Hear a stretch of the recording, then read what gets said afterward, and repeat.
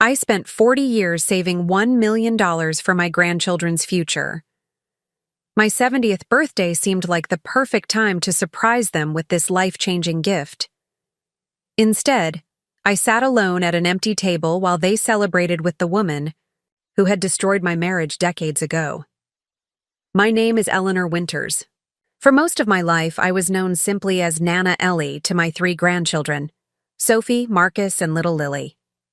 I never had much growing up in rural Minnesota, but I promised myself my family would have more.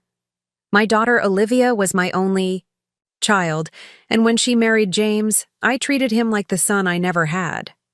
Before we jump back in, tell us where you're tuning in from, and if this story touches you, make sure you're subscribed, because tomorrow I've saved something extra special for you. I worked as a nurse for over 40 years, starting in the 1970s when the pay was barely enough to get by. But I was careful with money, meticulous, some might say. While my colleagues upgraded their cars or took lavish vacations, I drove the same reliable sedan for 20 years and used my vacation days to babysit my grandchildren. It wasn't just about being frugal. From the moment I held my first grandchild, Sophie, I started a special savings account. Every month without fail, I would deposit whatever I could spare. Sometimes just $50, other times a few hundred when I picked up extra shifts during holidays. I invested cautiously in index funds and watched that nest egg grow year after year. By the time I was approaching retirement, I had managed to save just over $1 million. Not through any windfall or inheritance, but through decades of persistent saving and careful planning. This wasn't my retirement fund. I had a separate pension from the hospital. This money was solely for my grandchildren. My plan was simple but meaningful. I would divide the money equally among Sophie, Marcus, and Lily when I turned 70. Sophie was in her final year of college, Marcus was starting his freshman year, and Lily was just entering high school. The money would set them up for success.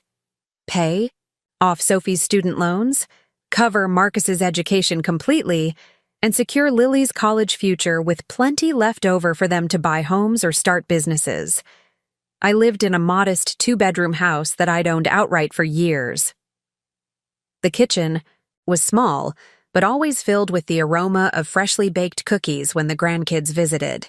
The backyard had a maple tree where we hung a tire swing that had delighted all 3 grandchildren through different stages of their lives. Olivia and James lived across town in a much larger house. James worked in commercial real estate, and, while they were comfortable, they weren't wealthy. The economic downturn 10 years ago had hit them hard, and they'd struggled to maintain their lifestyle. I'd helped them out several times with loans that I never expected to be repaid. $30,000 for a roof repair, $15,000 when James was between jobs, another $20,000 for Olivia to start a small business that ultimately failed. Despite these financial challenges, they never knew about the $1 million fund. I wanted it to be a surprise, something magical that would arrive at just the right moment in my grandchildren's lives. Perhaps it was old-fashioned of me, but I believed there was value in working hard and not expecting windfalls. My 70th birthday fell on a Saturday in April. The weather was perfect, warm sunshine with a light breeze that carried the scent of spring flowers through my neighborhood. I had spent the previous day preparing a feast: pot roast with rosemary potatoes, Marcus's favorite, homemade mac and cheese, Lily's request whenever she visited, and a strawberry cream cake, Sophie's preferred dessert since childhood. The ski dining room table was set with my best china, the set I had carefully collected piece by piece from antique stores over decades.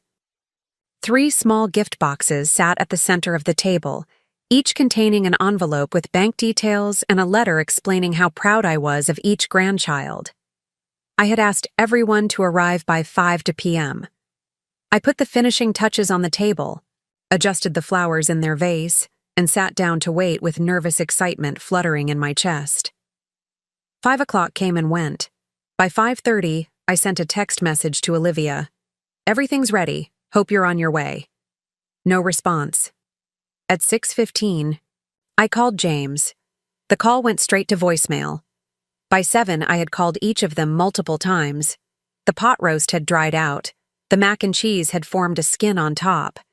The ice cream meant to accompany the cake had melted back into the freezer. At 8:30, my phone finally chimed with a text from Olivia. "So sorry, Mom. Completely forgot today was the dinner.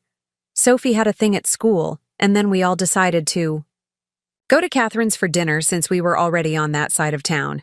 Can we reschedule for next weekend?" Catherine. The name hit me like a physical blow. Catherine Weber had been my husband Robert's administrative assistant for 15 years. She was also the woman he left me for after 31 years of marriage. The divorce had been finalized just months after Lily was born. Robert had missed the birth of his youngest grandchild because he was on a cruise with Catherine. For years after the divorce, Robert and Catherine lived in Arizona. I rarely spoke about them, and the grandchildren knew very little about the circumstances of our separation. Robert sent birthday cards with modest checks, but he wasn't present for school plays, graduations, or holiday gatherings. 3 months ago, I had heard from Olivia that Robert and Catherine had moved back to town. Robert's health was declining, early-stage Parkinson's, and they wanted to be closer to family. I hadn't seen him yet, and truthfully, I wasn't eager to. But now, on my 70th birthday, my family had chosen to have dinner with them instead of me. I sat alone at my dining room table, surrounded by cooling food and unopened gifts, and felt a hollowness expand inside my chest. 40 years of saving, countless extra shifts, thousands of small sacrifices, all for grandchildren who couldn't spare a single evening to celebrate with me. I picked up one of the envelopes and turned it over in my hands. Inside was Sophie's portion of the $1 million, enough to change her life in an instant. Did Dee tell me she deserve it? Did any of them? For the first time in decades, I allowed myself to wonder, what would my life have been like if I had spent some of this money on myself? That night, I couldn't sleep. I kept staring at the ceiling, replaying moments from the past. Sophie's tiny fingers gripping mine as she took her first steps, Marcus crying on my shoulder after losing a baseball game, Lily proudly showing me her science fair ribbons. Had I imagined the closeness we shared? Had I been nothing more than a convenient babysitter, an ATM when their parents needed cash? Around 2 a.m., I finally gave up on sleep. I made a cup of tea and sat at my kitchen table, still cluttered with the remnants of the birthday dinner nobody ate. On impulse, I opened my laptop and logged into Facebook, something I rarely did. There they were. Posted just 3 hours earlier. Photos of my family laughing around a dining table much larger than mine. Sophie with her arm around Catherine, both holding wine glasses. Marcus wearing the sweater I had knitted for his birthday last year. Lily perched on Robert's lap, her head resting against his chest. And at the center of the table, a lavish cake with the words, "Welcome home, Grandpa and Grandma Kate," in elegant blue frosting. Grandma Kate. The room seemed to tilt around me. Catherine wasn't just the woman who had stolen my husband. She had somehow claimed my grandchildren too, and they had given her my title, the name I had earned through countless nights of fever tending, homework helping, and nightmare soothing. I scrolled through the comments, each one a fresh wound. "So happy to finally have everyone together," Olivia had written. "Best family dinner ever," from Sophie. And most painful of all, a comment from Lily. "Love you, Grandma Kate. Your stories about Paris are so amazing. I had never been to Paris. Despite decades of saving, I'd never left the country. Vacations were spent visiting family or taking the grandkids to nearby lakes. International travel was a luxury I had postponed, always thinking there would be time later, after the grandchildren were taken care of." I closed my laptop, unable to look any longer. My teacup sat untouched, the liquid now cold. The next morning, my phone finally rang. It was Olivia. Preparing and narrating this story took us a lot of time, So if you are enjoying it, subscribe to our channel. It means a lot to us. Now back to the story. Mom, I'm so sorry about last night, she began, her voice carrying that familiar tone, the one she used when she needed something. It was just such a hectic day, and when Dad reminded us it was their housewarming dinner, your father knew it was my 70th birthday, I said quietly. A pause. Well, yes, but he said you'd understand. It's been so long since the kids have spent time with him, and Catherine went to so much trouble with the dinner. I spent 2 days cooking, I said. I used vacation days from the hospital. Mom, please don't make this difficult. We can celebrate your birthday next weekend. Catherine was even saying we should do something special for you. Maybe at their place since it's bigger. The audacity stole my breath. They wanted me to celebrate my birthday at the home of the woman who had replaced me, as if that would make everything better. No, I said simply. Mom, when did Robert move back exactly? I asked, cutting her off. Another pause, longer this time. About 3 months ago. And you didn't tell me until a few weeks ago. Why? We weren't sure how you'd take it. Dad thought it might upset you. And how long have the children been calling her Grandma Kate? The silence stretched. Finally, Olivia sighed. Look, it just happened naturally. Catherine has been so generous with them. She took Sophie to New York for her 16th birthday. She helped Marcus with his college applications. And she's been teaching Lily photography. Each revelation was another crack in my heart. While I'd been working extra shifts to save for their future, Catherine had been spending Robert's money to buy their affection. Mom, are you still there? Yes, I managed to say. Has Robert been generous financially as well? Well, yes. He paid for Sophie's study abroad semester in Italy. And he's covering Marcus's dorm fees. He says it's to make up for not being around when they were younger. The irony was almost too much to bear. Robert, who had barely acknowledged the grandchildren for years, was now playing the role of magnanimous grandfather, while I, who had never missed a school play or sports game, was an afterthought. And did you tell him about the roof? And James's unemployment? And your failed boutique? I asked. What? No, of course not, Olivia replied quickly. Too quickly. Olivia, don't lie to me. Not now. She sighed again. Fine. Yes, Dad helped us out with some expenses. But that's different. He's trying to make amends. With my money, I said flatly. What are you talking about? The divorce settlement, Olivia. The house he lives in, the trips he takes, the generous gifts he gives, those came from our shared assets. Assets I helped build during our marriage while raising you alone when he worked late nights. Nights I later discovered were spent with Catherine. Mom, that was 20 years ago. Can't you let it go? I closed my eyes, suddenly exhausted beyond measure. I need to go now. I have things to take care of. Wait, when should we come over for your birthday? Next Saturday? Or would Sunday be better? I thought about the 3 envelopes sitting on my dining table. About 40 years of sacrifices for children who couldn't sacrifice one evening for me. Don't worry about it, I said. My birthday's passed. There's nothing to celebrate. I ended the call before she could respond. For hours, I sat in my silent house, wrestling with emotions I'd suppressed for decades. Anger at Robert, disappointment in Olivia, heartbreak over the grandchildren, and something else, a strange, unfamiliar feeling simmering beneath it all, indignation, self-respect, the dawning realization that I deserved better.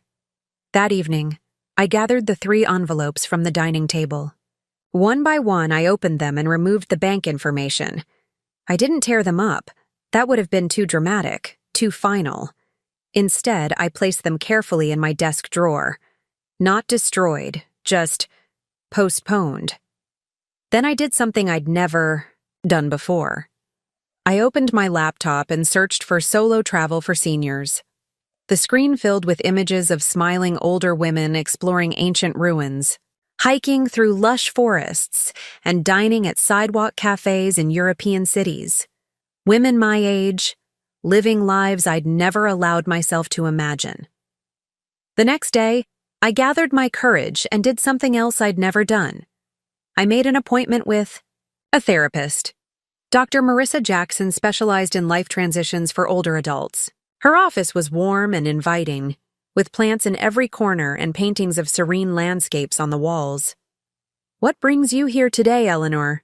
she asked, after I settled into a comfortable armchair.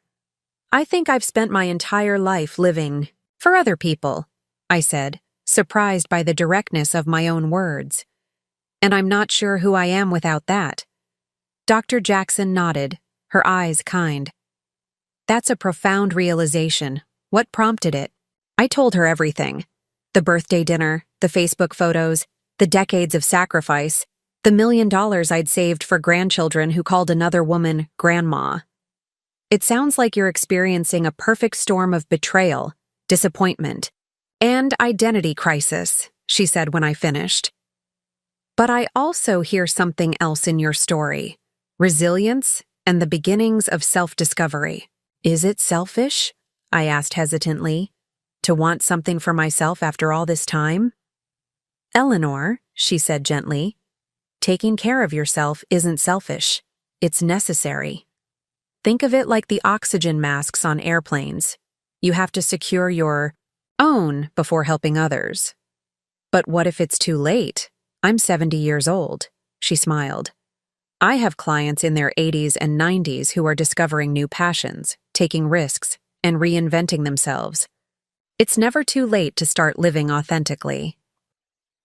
I left that first session feeling both emotionally drained and strangely energized. On the drive home, I passed a small boutique with a grand opening sign in the window.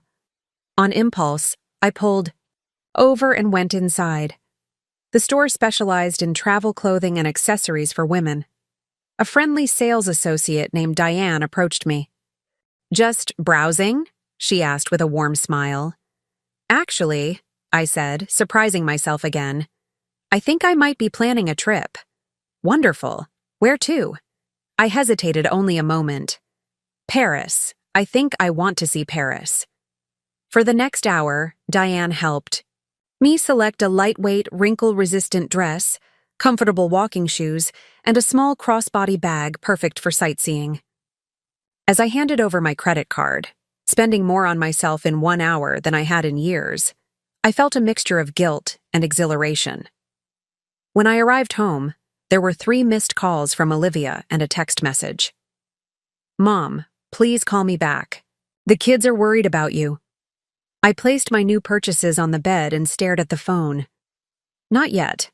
I wasn't ready to talk to them yet. First, I needed to talk to someone else. The next morning, I called Patricia Gonzalez, my financial advisor of 15 years.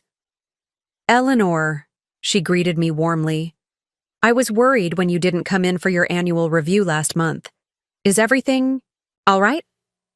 "I need to make some changes," I said, my voice steadier than I expected. "To the investment fund for my grandchildren." There was a brief pause. "Of course. Would you like to schedule an appointment?" "As soon as possible." 2 hours later, I sat in Patricia's sleek downtown office. Charts and graphs of my investment portfolio glowed on her computer screen. The $1 million fund for my grandchildren was displayed prominently, a neat upward trajectory spanning 4 decades of disciplined saving. "Before we discuss changes," Patricia said, folding her hands on her desk, "may I ask what prompted this? You've been remarkably consistent with your investment strategy for as long as I've known you." I took a deep breath and told her about my birthday, about the revelation that followed, about the growing certainty that I needed to reclaim some portion of my life and my money for myself. Patricia listened without interruption, her expression shifting from professional interest to genuine concern. "Eleanor," she said when I finished, "from a purely financial perspective, You've created an admirable legacy for your grandchildren. But from a personal perspective, she hesitated. What? I prompted. May I speak frankly? I nodded. I've been your advisor for 15 years, and in that time, I've watched you make sacrifice after sacrifice for your family. You drive a 12-year-old car with 200,000 miles on it. You haven't updated your home since the early 2000s. You've mentioned wanting to travel, but you've always put it off. She leaned forward. Meanwhile, you've helped your daughter and son-in-law financially multiple times, often without being repaid. I shifted uncomfortably. Hearing it laid out so starkly made me feel both validated and foolish. What are you suggesting? I asked. I'm suggesting that it might be time to reassess the allocation of your assets. The Grandchildren's Fund has grown significantly. Would redirecting a portion of it, say 15 or 20%, for your own use, significantly impact their futures? I did the mental math. Even if I took $200,000 for myself, each grandchild would still receive over $266,000, more money than I'd had at any point in my life until now. What would you do with that money, Eleanor? Patricia asked gently. If there were no obligations, no expectations, just you and your own desires. The question caught me off guard. What did I want? After decades of putting everyone else first, I barely knew. I'd travel, I said finally. Not just to Paris, but to all the places I've read about and never seen. I'd renovate my kitchen with the granite countertops I've always wanted. I'd buy a new car, nothing flashy, just something reliable with good safety features. I trailed off, overwhelmed by possibilities I'd never allowed myself to consider. Patricia smiled. That sounds like a wonderful start, and completely reasonable given your overall financial picture. She turned to her computer and began typing. Let me show you what this might look like. For the next hour, we crafted a new financial plan. I would move $200,000 from the Grandchildren's Fund into a new account for my personal use. The remaining $800,000 would stay invested for the grandchildren, but with new distribution terms. Instead of a lump sum at my 70th birthday, they would receive funds for legitimate educational expenses as needed. The bulk of their inheritance would come in staged payments starting when they each turned 30, with provisions for matching retirement contributions. This protects them and you, Patricia explained. It ensures the money goes toward building their futures, not just funding immediate desires. As she printed the paperwork for me to sign, Patricia asked, Have you thought about your will and broader estate planning? I hadn't, at least not recently. My will was simple, everything to Olivia, with the expectation that she would manage the grandchildren's inheritance. Given what you've shared today, Patricia said carefully, you might want to consider more specific provisions. She was right. If I couldn't trust Olivia to show up for my birthday dinner, how could I trust her to honor my wishes after I was gone? By the time I left Patricia's office, I had a new financial plan, an appointment with an estate attorney, and a strange, unfamiliar feeling in my chest. Something like freedom. On the drive home, I passed the hospital where I'd worked for nearly 4 decades. On impulse, I pulled into the visitors' parking lot and went inside. The main lobby had been renovated since my retirement 5 years ago, but the bustling energy remained the same. Doctors in white coats hurried past, families huddled in conversation. Volunteers in blue vests directed visitors with gentle efficiency.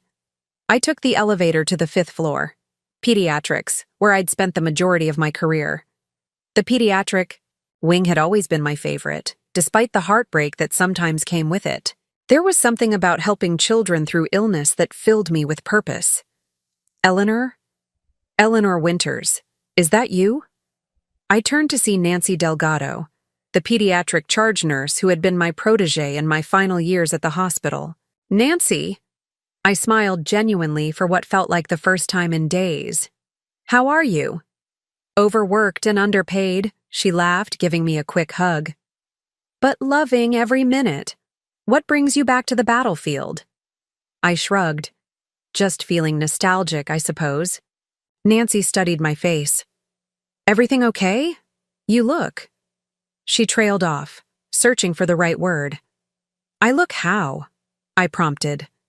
Different, she decided. Not bad different. Just, I don't know. Like something's changed. Everything's changed, I admitted. Or maybe I'm finally changing. Nancy glanced at her watch. I'm due for a break. Want to grab a coffee and tell me about it? In the hospital cafeteria, over mediocre coffee and stale muffins, I found myself pouring out the story yet again. Nancy listened with the same attentiveness she showed her young patients. Those ungrateful little, she began when I finished. They're not bad people, I interrupted, surprising myself with the defense. They're just caught up in their own lives. They don't see me as a person with needs and dreams, just as reliable old Nana Ellie who'll always be there. Nancy snorted. That doesn't make it right. After everything you've done for them, missing your 70th birthday is beyond inconsiderate. I sighed. I know. But I'm partly responsible too. I've spent so long putting them first that they've come to expect it. So what are you going to do? I'm going to Paris, I said, the decision crystallizing as I spoke the words. And then wherever else I want to go. I'm going to see the world before I leave it. Nancy's face broke into a wide smile. Now that sounds like a plan. When do you leave? I don't know yet. I need to get a passport for starters. I've never had one. Never? I shook my head. Robert, and I talked about taking a European vacation for our 25th anniversary. But then Olivia announced she was pregnant with Lily, and somehow we never got around to it. After the divorce. I trailed off, not needing to explain further. Nancy reached across the table and squeezed my hand. Well, it's never too late to start. And for what it's worth, I think you're doing exactly the right thing. As we said goodbye, in the hospital lobby, Nancy hesitated, then said, You know, Eleanor, we're always short on volunteers in pediatrics. If you're looking for something meaningful to do between trips around the world, the kids would love having someone read to them, or just sit with them when their parents can't be there.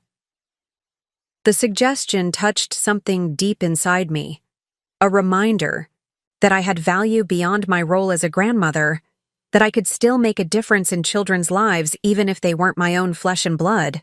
I'll think about it, I promised. Driving home, I realized I hadn't checked my phone in hours. When I finally did, I found more missed calls and increasingly worried texts from Olivia, and to my surprise, a voicemail from Sophie. Nana? Her voice sounded uncertain, almost childlike. Mom's freaking out because you're not answering. Are you okay? Call me back, please? I should have felt guilty for worrying them. Instead, I felt a strange sort of satisfaction. For once, they were thinking about me instead of the other way around. At home, I fixed myself a proper dinner, not leftovers, not a microwave meal, but grilled salmon with roasted vegetables and a glass of good white wine. I ate at the dining room table, using my best china. The same china that had sat unused on my birthday. After dinner, I called Sophie back. Nana! Relief flooded her voice. Where have you been? Mom's been trying to reach you all day. I had appointments, I said simply. I'm fine, Sophie. Just busy.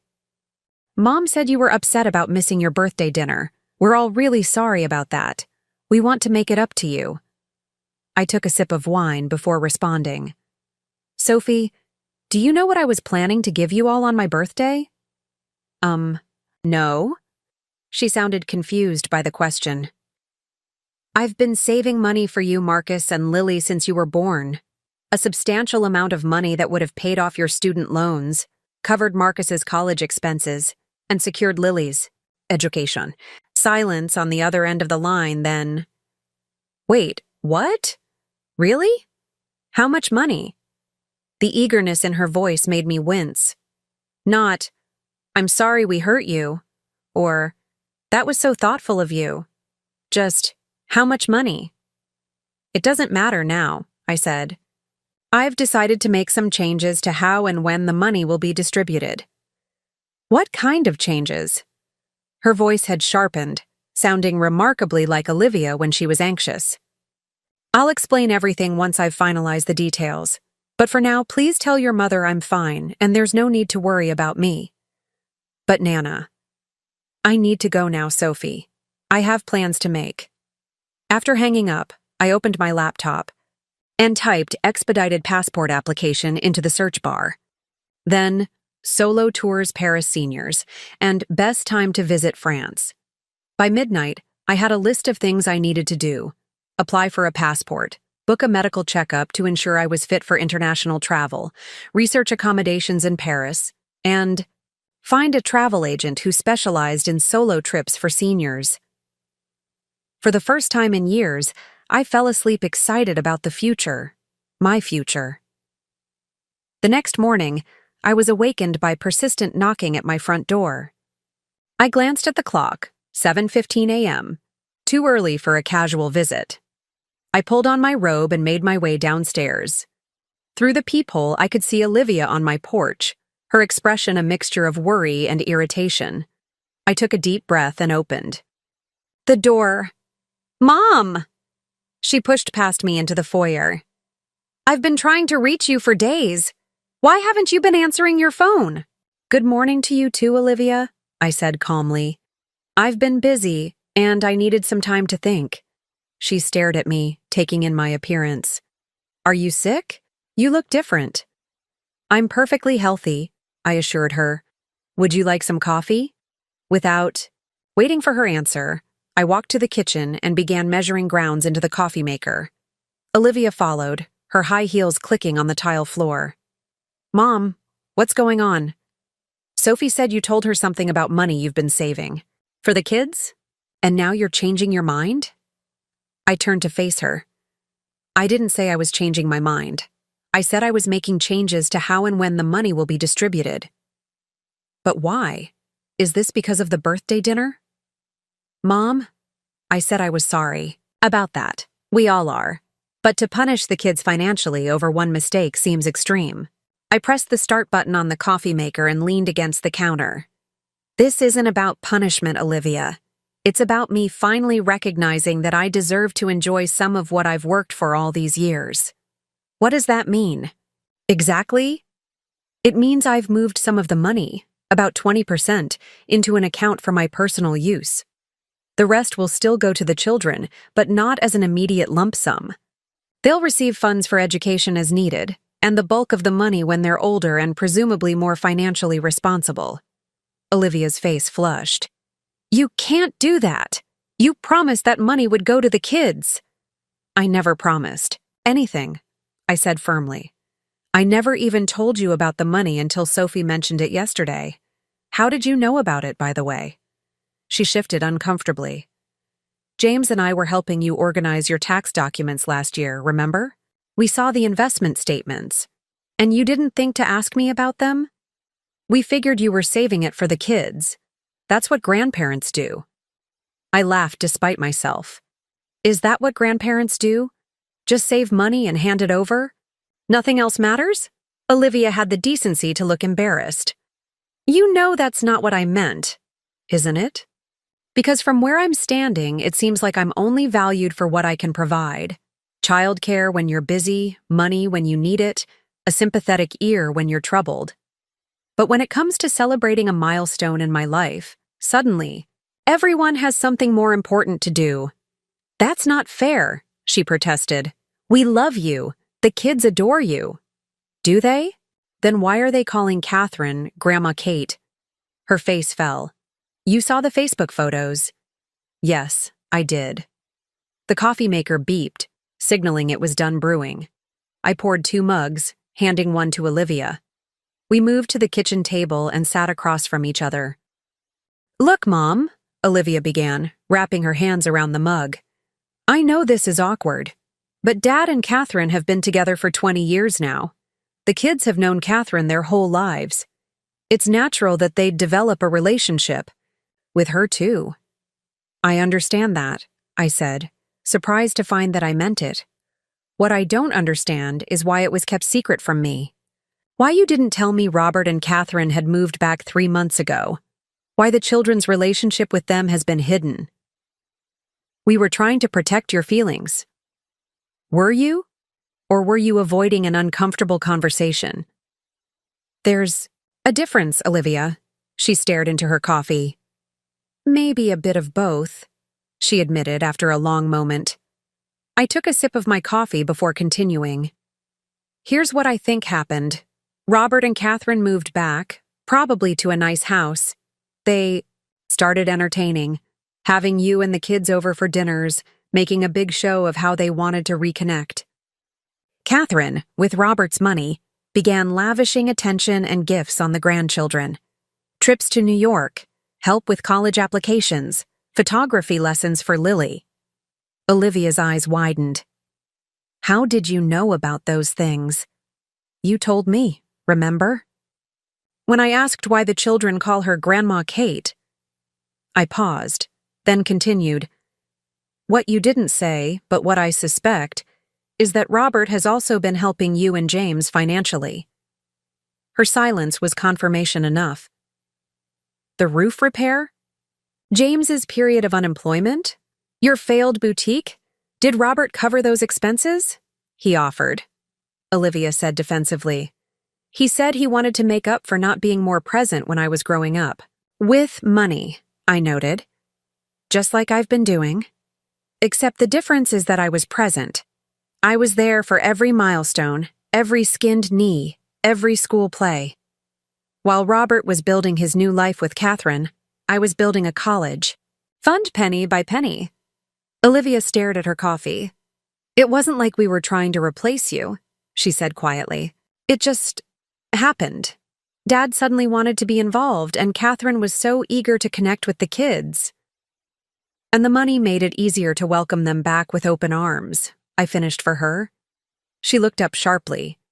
That's not fair. Isn't it? When Robert left us, he left us struggling. I had to work double shifts just to keep our heads above water. And now that he's wealthy and retired, suddenly he's father and grandfather of the year? I shook my head. I'm not naive, Olivia, and I'm not as fragile as you seem to think. So this is revenge, she said. Taking back the money you saved for the kids because you're angry at Dad. This has nothing to do with Robert, I said firmly. This is about me finally recognizing that I deserve something for myself after all these years of sacrifice. And what exactly are you planning to do with this money? She asked, a hint of derision in her voice. I'm going to travel, I said. I'm going to renovate my kitchen. I'm going to buy a new car. I'm going to live, Olivia, instead of just existing. For everyone else's benefit. She stared at me as if I'd announced I was joining the circus. Travel? By yourself? Mom, be serious. You've never even been out of the state by yourself. I've never had the chance, I pointed out. I was too busy raising you alone and then helping with your children. But what about the kids? Sophie's struggling with student loans. Marcus needs tuition money. Lily will be applying for colleges soon. They're counting on that money. They'll still get most of it, I assured her. Just not all at once, and not right now. The new plan ensures their education will be funded. They'll receive the bulk of the inheritance when they're more established, in their 30s. Their 30s? Olivia's voice rose. Mom, that's ridiculous. They need that money now. Do they? Or do they just want it now? There's a difference. Olivia, a difference I'm only beginning to understand myself. She pushed back from the table abruptly. I can't believe you're doing this to us. After everything we've been through as a family. That's just it, I said quietly. I don't feel like we are a family anymore. Not in the ways that matter. You all have your lives with Robert and Catherine now. I'm just an afterthought. That's not true, isn't it? When was the last time any of you came to visit just to spend time with me? Not because you needed money or childcare or a sympathetic ear, but just because you wanted to see me? Olivia opened her mouth. then closed it again, unable to produce an answer. "That's what I thought," I said. We sat in uncomfortable silence for several minutes. Finally, Olivia spoke again, her voice softer. "What do you want from us, Mom? Just tell me, and we'll do it." I considered her question carefully. What did I want? An apology? More visits? Regular phone calls? None of those things would matter if they weren't genuine. "I want you to see me," I said finally. "Not just as your mother or the children's grandmother, but as Eleanor, a woman with her own desires and dreams and disappointments. I want to be included in your lives because you want me there, not because you feel obligated or because you need something from me. And if that's not possible, then I need to focus on building a life that fulfills me, even if that life doesn't revolve around all of you." Tears filled Olivia's eyes. "You make it sound like we don't care about you at all." "I know you care," I said gently. "But caring isn't the same as respecting, and lately I haven't felt very respected." She wiped away a tear. "So what happens now?" "Now I move forward with my plans. I've started the process for getting a passport. I'm researching trips to Paris. I've consulted with a kitchen designer. And I've made an appointment to test drive some new cars." "And what about us? The kids will be heartbroken when they find out about the money." "Will they be heartbroken about the money?" I asked. "Or about the relationship with me?" Olivia didn't answer. "You can tell them whatever you think best," I continued. "But I hope you'll be honest, both about why I've made these changes and about your own role in the situation." She stood up, smoothing her skirt with shaking hands. "I should go. James will be wondering where I am." "Before you leave," I said, "there's something else you should know. I've also made an appointment with my attorney to update my will. Given everything that's happened, I think it's prudent to be more specific about my wishes." Her face paled. "Mom, please don't do anything drastic. I'm not cutting you out if that's what you're worried about," I assured her. "But I am going to ensure that my wishes are respected, even after I'm gone." At the door, Olivia hesitated, then turned back. "To me? Do you hate us now?" she asked in a small voice that reminded me of her childhood. "Of course not," I said, surprised by the question. "I love you all very much. That hasn't changed. What's changing is how I love myself." After she left, I sat on my porch swing, watching the spring flowers sway in the gentle breeze. The confrontation had been difficult, but also cathartic. For perhaps the first time in my adult life, I had prioritized my own needs without feeling guilty about it. My phone chimed with a text message. It was Olivia. "We're having a family meeting tonight to discuss everything. The kids want to know if they can come see you tomorrow." I considered the request. Was I ready to face the grandchildren? To see their disappointment when they learned about the changes to their inheritance? To hear their excuses about my birthday? But then again, wasn't this exactly what I'd asked for? To be included? To be seen? "Yes," I texted back. "But tell them to come prepared for an honest conversation. No more secrets or half-truths." Another chime. "I will. And Mom, I'm sorry. For everything." I put the phone down without responding. Words were easy. It was actions that would reveal whether anything had truly changed. That afternoon, I drove to the passport office and submitted my application with expedited processing. The clerk, a middle-aged woman with kind eyes, smiled as she reviewed my forms. "First, passport?" she asked. "Yes," I admitted. "I've waited a long time for this." "Any special trip planned?" "Paris," I said, surprised by the surge of excitement I felt just saying the word.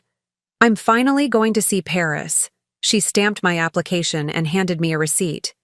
"Well, Eleanor, I hope Paris is everything you've dreamed of." "I think it will be," I replied. "But more importantly, I think I'm finally becoming everything I've dreamed of." As I walked back to my car, I felt lighter than I had in years. The confrontation with Olivia had been painful, but necessary. And tomorrow would bring another difficult conversation with the grandchildren. But for the first time in decades, I was facing these challenges as Eleanor Winters, not just as Mom or Nana Ellie, but as a woman with her own identity, her own desires, and her own path forward. The next day dawned bright and clear, a perfect spring morning that seemed at odds with the emotional storm brewing inside me. I had slept fitfully, rehearsing what I would say to my grandchildren, imagining their reactions, preparing myself for their disappointment, or worse, their indifference. I spent the morning cleaning, though the house was already spotless. I baked chocolate chip cookies, a peace offering perhaps, or simply a way to busy my hands while my mind churned. The familiar rhythm of measuring, mixing, and baking was soothing, a reminder of simpler times when the children were young and a fresh-baked cookie could solve almost any problem. Around noon, the doorbell rang. I smoothed my hair, straightened my shoulders, and opened the door. All three of my grandchildren stood on the porch. Sophie, at 22, looked professional in a blazer and jeans, her dark hair pulled back in a neat ponytail.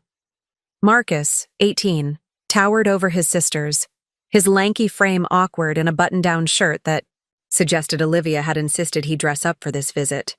Lily, at 15, looked painfully young in her floral dress, her hair in braids reminiscent of how I used to style it when she was small.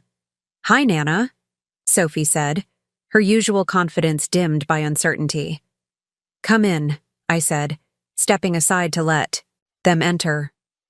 They filed into the living room, perching uncomfortably on the edges of the furniture like visitors in a museum, not the children who had once built pillow forts on this very floor. "Would anyone like a cookie?" I offered. "They're fresh from the oven." "Yes, please," Marcus said quickly, relief evident in his voice. Food, at least, was safe territory. I brought a plate of cookies and a pitcher of lemonade, setting them on the coffee table. For a few minutes, we engaged in the most stilted small talk imaginable. Comments about the weather, Lily's upcoming science exam, Marcus's dorm roommate. No one mentioned my birthday, or Robert and Catherine, or the reason they were really here. Finally, Sophie cleared her throat. "Nana, Mom told us about the money you've been saving for us." She glanced at her siblings before continuing. "And about how you're reallocating some of it." "Yes," I said simply, not rushing to fill the uncomfortable silence that followed. "Mom said it's because we missed your birthday dinner," Lily blurted out, her young face creased with worry. "We're really sorry, Nana. We didn't mean to hurt your feelings." "It's not just about the birthday dinner," I said gently, though that was certainly part of it. "It's about what that evening represented. A pattern where I've become an afterthought in your lives." "That's not true," Marcus protested. "We love you, Nana."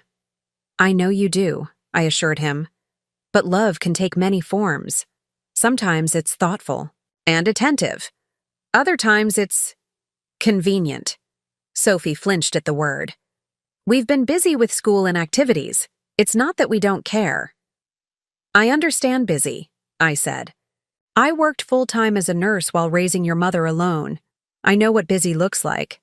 But we make time for the people and things that matter most to us." The room fell silent again, save for the ticking of the grandfather clock in the corner. "Mom also told us about Grandpa and Catherine," Marcus said finally. "About how we didn't tell you they moved back right away.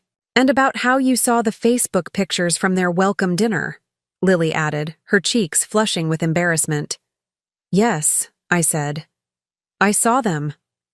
"We should have told you," Sophie admitted. "It's just that Grandpa made it sound like you and he had this huge, dramatic history that we shouldn't bring up. And then Catherine was so excited to see us, and she had all these cool stories about her travels, and it just seemed easier to keep everything separate." "Do you know why your grandfather and I divorced?" I asked, watching their faces carefully. They exchanged glances. Mom said it was because you grew apart, Marcus offered. That sometimes people change and marriage doesn't work anymore. I nodded slowly. That's partially true. We did grow apart. But the reason we grew apart is that your grandfather was having an affair with Catherine for the last 5 years of our marriage. 3 pairs of eyes widened in shock. With Grandma. Kate? Lily whispered. The name felt like a slap. Yes, I said evenly. With Catherine.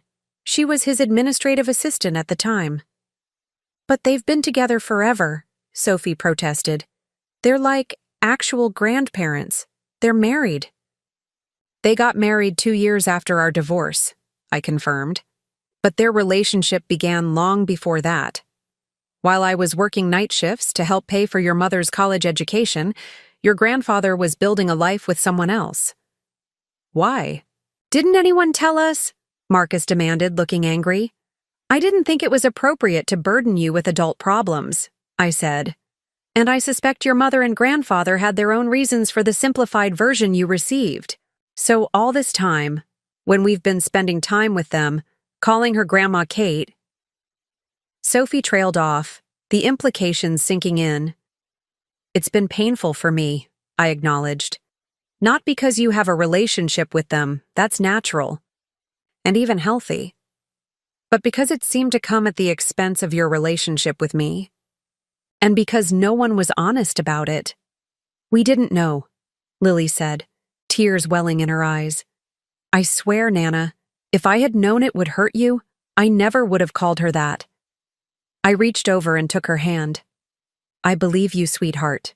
This isn't about placing blame. It's about understanding why things have reached this point. And the money? Marcus asked. Mom said you're keeping some of it for yourself now? I nodded. About 20%. The rest will still go to all of you, but in a more structured way. What are you going to do with it? Sophie asked, curiosity, replacing some of the tension in her voice. I'm going to travel, I said, allowing my excitement to show. I've applied for a passport. I'm planning a trip to Paris and then perhaps Italy and Greece. I'm going to renovate my kitchen with the granite countertops I've always wanted. I'm going to buy a new car to replace the one that breaks down every other month. I'm going to live, not just exist. By yourself? Lily looked concerned. Isn't that dangerous? I smiled. No more dangerous than remaining stagnant because I'm afraid to step out of my comfort zone. But what about us? Marcus asked. Mom said we were counting on that money for college and stuff. And you'll still receive it, for legitimate educational expenses. The rest will come to you in stages as you grow older and hopefully wiser about financial matters. Sophie leaned forward. So instead of getting it all now, we have to wait until we're what, 30?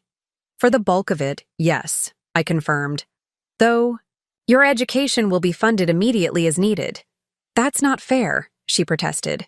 I have student loans now. I was going to use that money to pay them off and maybe buy a condo. The loans will be paid, I assured her.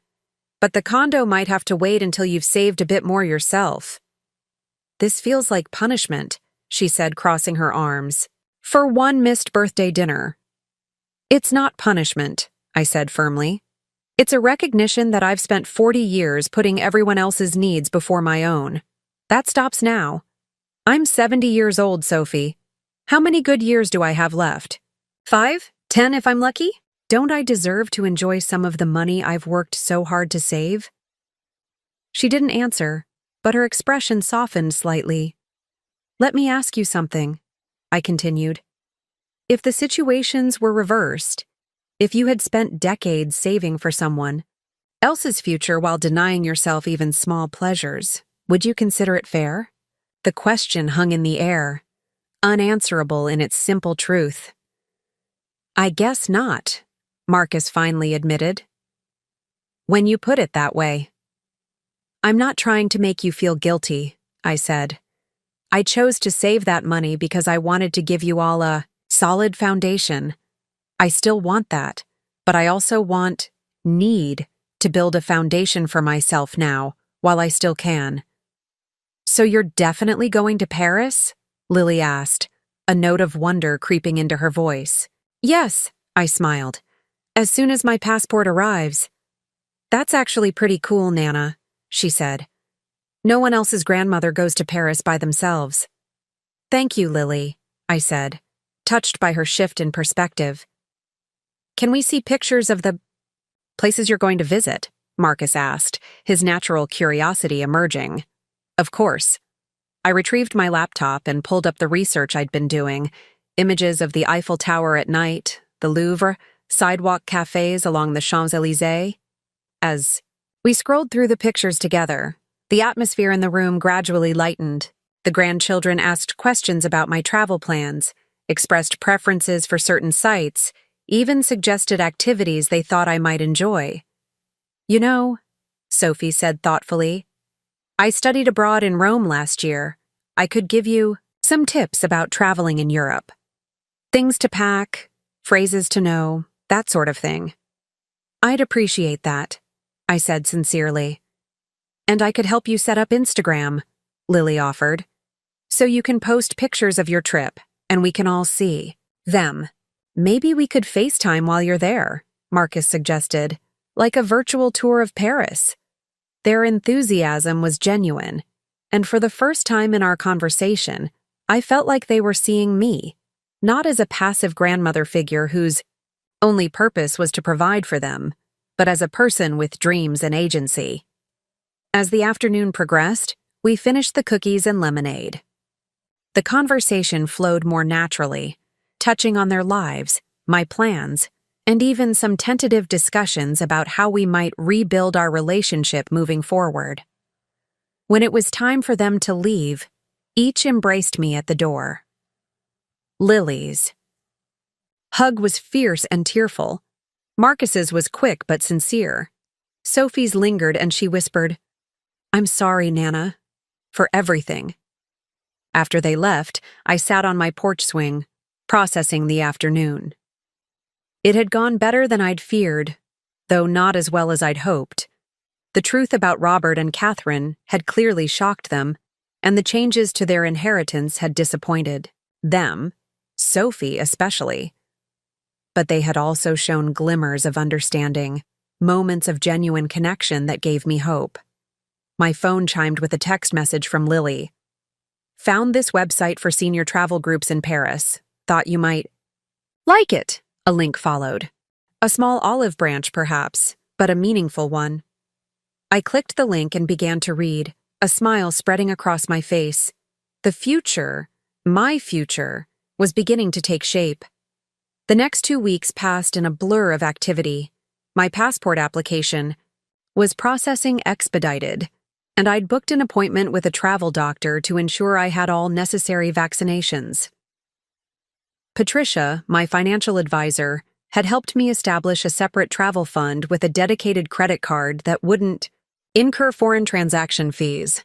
I'd even purchased a new suitcase, sleek, lightweight, with spinner wheels that would make navigating airports and train stations easier. Each step was small, but together they formed a path leading me away from the person I had been and toward the person I wanted to become. The conversations with Olivia and the grandchildren had shifted something between us, though I wasn't yet sure if the change was positive. Olivia called more frequently, but her voice carried a careful formality that hadn't been there before. The grandchildren sent occasional texts, Marcus asking about my passport status, Lily sharing links to Paris travel blogs, Sophie offering brief updates about her job search after graduation. Their efforts felt tentative, like explorers testing thin ice. And perhaps that was appropriate. We were all navigating unfamiliar territory. One Tuesday morning, as I was researching Parisian hotels, my doorbell rang. I opened it to find Nancy Delgado, my former nursing colleague, standing on the porch holding a gift bag. Nancy, I exclaimed, genuinely pleased. What brings you here? I heard a rumor that Eleanor Winters is going to Paris, she said with a grin, stepping inside. And I couldn't let you go without a proper send-off. I haven't even booked the tickets yet? I laughed, leading her to the living room.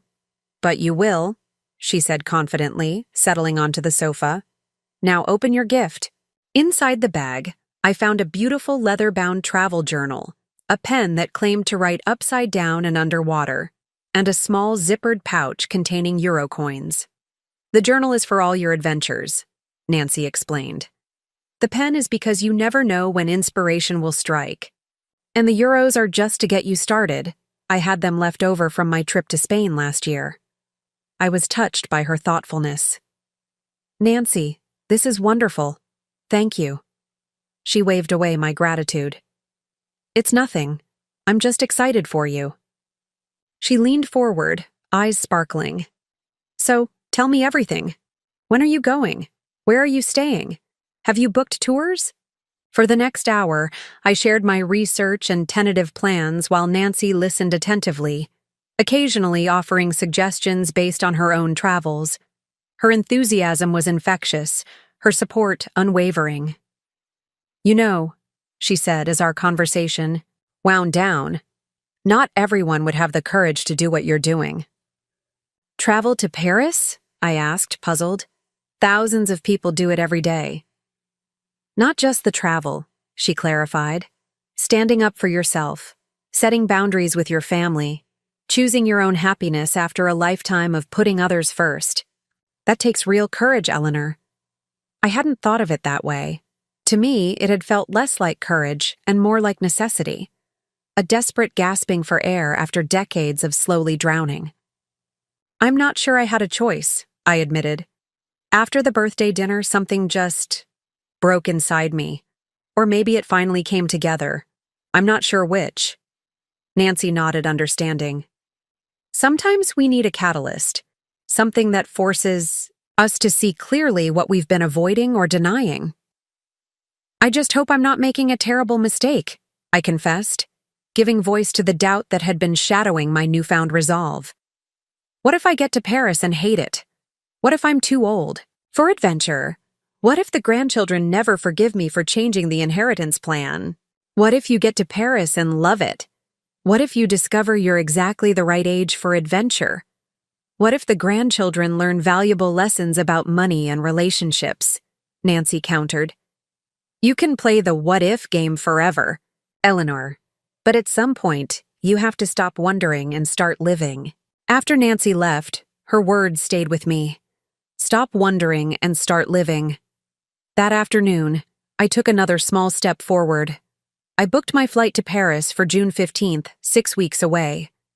Then I called Golden Age Travel Agency and arranged a consultation for the following day to discuss accommodations and guided tours.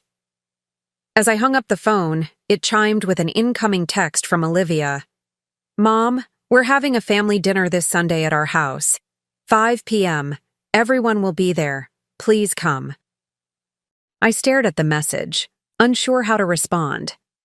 The last family dinner I'd attended had been Robert and Catherine's welcome home celebration, a dinner I hadn't even known about until after the fact. Was this another attempt to force reconciliation? Or a genuine effort to repair our fractured relationships? Before I could decide, my phone rang. It was Doris Miller, my oldest friend, calling from Florida where she had retired 5 years earlier. Eleanor Winters, she said the moment I answered. Is it true you're going to Paris? I laughed. How on earth did you hear about that? I just booked the ticket an hour ago. Nancy Delgado called Martha Jenkins, who called her daughter Susan, who ran into my sister at the pharmacy, Doris explained, as if this chain of communication was perfectly normal. Is it true? Yes, I confirmed. I leave June 15th. Well, glory hallelujah, Doris exclaimed. It's about time you did something for yourself, Eleanor. I've been telling you for years to travel while you still have good knees. I know. I chuckled. You were right all along. Of course I was right. I'm always right. Now tell me everything. As I shared my plans with Doris, I found myself growing more excited and less anxious. Hearing myself describe the trip out loud, the sights I wanted to see, the foods I wanted to try, the experiences I hoped to have, made it feel more real, more attainable. What about your family? Doris asked eventually. How are they taking all this? I hesitated, then told her everything. The missed birthday dinner, the revelation about Robert and Catherine, the confrontations with Olivia and the grandchildren, the changes to the inheritance. Good for you, Doris said firmly when I finished. It's high time they learned you're not just a walking checkbook and babysitting service. I don't want to punish them, I clarified. I just want to be seen as a person with my own needs and desires. Honey, sometimes those two things look mighty similar, Doris said with the wisdom of her 75 years. But I understand what you're saying, and I think what you're doing is absolutely right. After we hung up, I returned to Olivia's text invitation. A family dinner. Everyone will be there. The phrasing was ambiguous. Did everyone include Robert and Catherine, or just Olivia, James, and the grandchildren? Before I could overthink it, I typed a response. Who exactly will be attending this dinner? Olivia's reply came quickly. Just us, me, James, the kids, no one else. No Robert and Catherine then. That was a relief. But I was still wary of Olivia's motives. Was this a genuine olive branch, or another attempt to make me feel guilty about my decisions? May I ask what the occasion is? I texted back. Her response took longer this time. No special occasion. We just want to spend time with you, before your trip, if you still want to see us. The last sentence struck a chord. If you still want to see us. As if I was the one who had been absent, who had forgotten birthdays and chosen other people over family. But perhaps that wasn't fair. Perhaps Olivia was genuinely trying, in her own way, to bridge the gap that had opened between us. I took a deep breath and texted back. I'll be there. Should I bring anything? Just yourself, came the immediate reply. We're taking care of everything. The rest of the week passed in a whirlwind of travel preparations. My consultation at Golden Age Travel Agency was productive. I booked a charming hotel in the Saint-Germain-des-Prés neighborhood, arranged for airport transfers, and signed up for a small group guided tour of the Louvre. The agent, a woman about my age named Helen, had traveled extensively throughout Europe and offered invaluable advice about everything from packing light to avoiding tourist traps. You're going to love Paris, she assured me as I signed the final paperwork. It's a city that rewards curiosity and openness, especially in someone with your life experience. What do you mean? I asked. Young people see Paris through one lens: romance, excitement, fashion, Helen explained. But at our age, we see the history, the resilience, the beauty that comes from surviving centuries of change. We appreciate it differently, more deeply. Her words stayed with me as I drove home, a new perspective that made my upcoming adventure seem even more meaningful. This wasn't just a vacation, it was a pilgrimage of sorts, a journey not just to see new places, but to discover new aspects of myself. Sunday arrived with clear skies and gentle spring sunshine. I dressed with care for the family dinner, choosing a floral blouse I'd bought recently, a small indulgence that would have seemed frivolous to me just weeks earlier. I even took time with my makeup and styled my hair, efforts I had largely abandoned in recent years. As I prepared to leave, I caught my reflection in the hall mirror. Something had changed in my face. The features were the same: the soft wrinkles at the corners of my eyes, the silver threading through my brown hair, the slight softening beneath my chin that no amount of creams could firm. But there was a liveliness in my eyes, a lift to my shoulders that had been missing for longer than I cared to admit. For the first time in years, I looked like a woman with a future, not just a past. With that thought buoying my spirits, I drove to Olivia's house, ready to face whatever this family dinner might bring. Olivia's house sat on a tree-lined street in one of the newer developments across town, a sprawling 2-story with a manicured lawn and a 3-car garage. It was the kind of home I had never aspired to own myself, preferring my modest, paid-for bungalow with its manageable yard and cozy rooms. But Olivia had always wanted more, more space, more luxury, more status. In that way, she took after Robert. I parked my aging sedan behind Marcus's used Corolla and sat for a moment, gathering my courage. Family dinners had once been a source of joy for me, a time to connect, to share, to nurture. When had they become something to dread?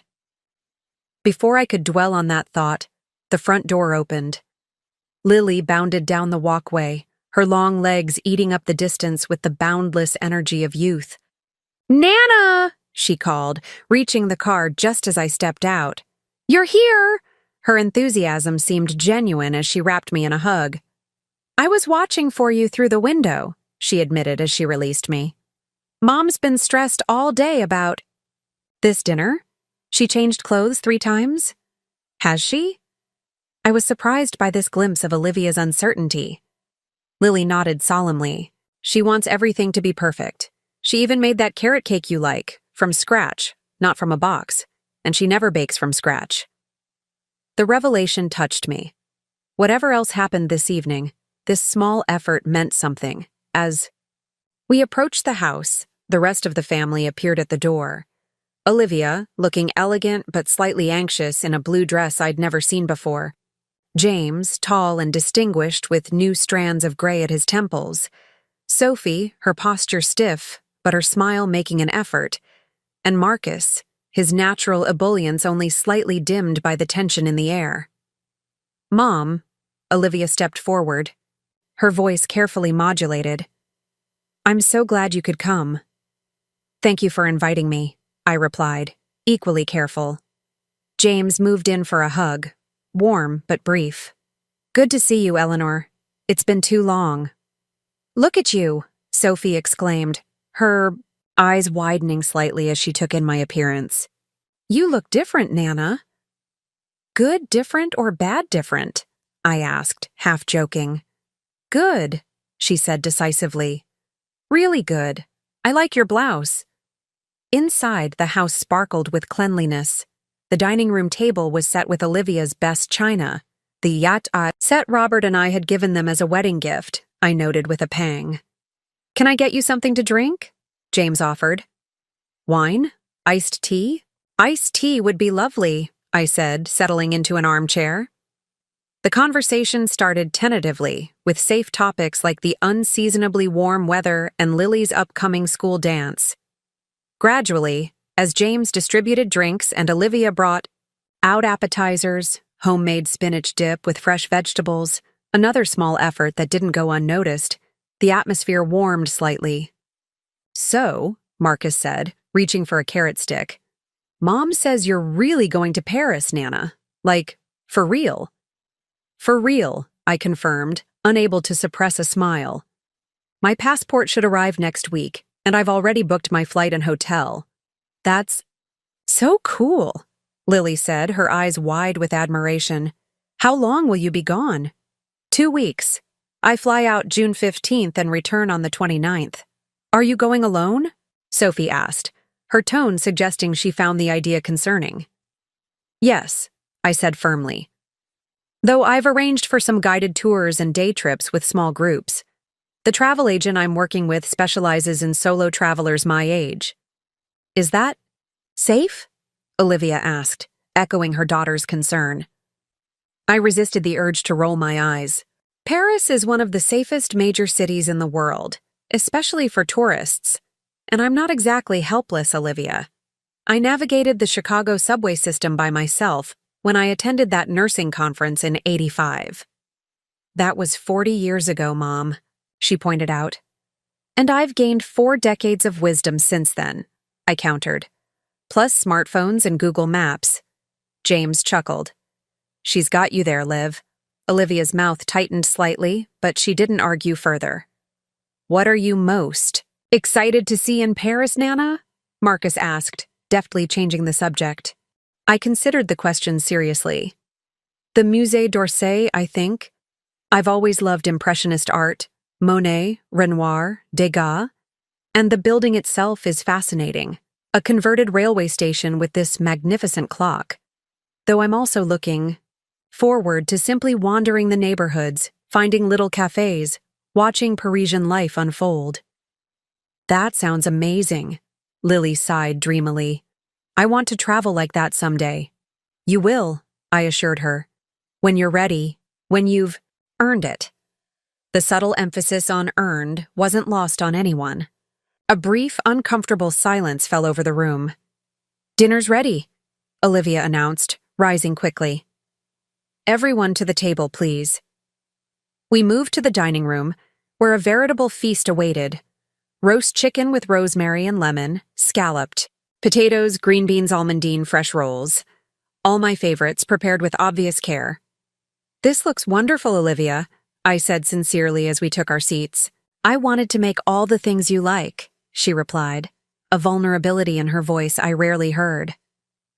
As James carved the chicken and plates were passed, I took the opportunity to really look at my family. Olivia, whose perfectionistic tendencies had always masked a deep fear of failure. James, solid and dependable but often too willing to avoid conflict. Sophie, ambitious and headstrong like her mother. Marcus, sensitive and perceptive beneath his easygoing exterior. Lily, still finding her way but watching everything, absorbing the family dynamics even as she participated in them. I loved them all so dearly, even now, even after the hurt. That realization struck me with surprising force. The problem had never been a lack of love, but rather what that love had cost me, and what it had taught them about my value in the family. Mom, Olivia said once everyone was served, before we eat, we have something for you. She nodded to Sophie, who rose and disappeared into the kitchen, returning moments later with a large gift bag. This is from all of us, Olivia explained, as Sophie placed the bag beside my plate. A small token for your trip. I opened the bag with curious fingers.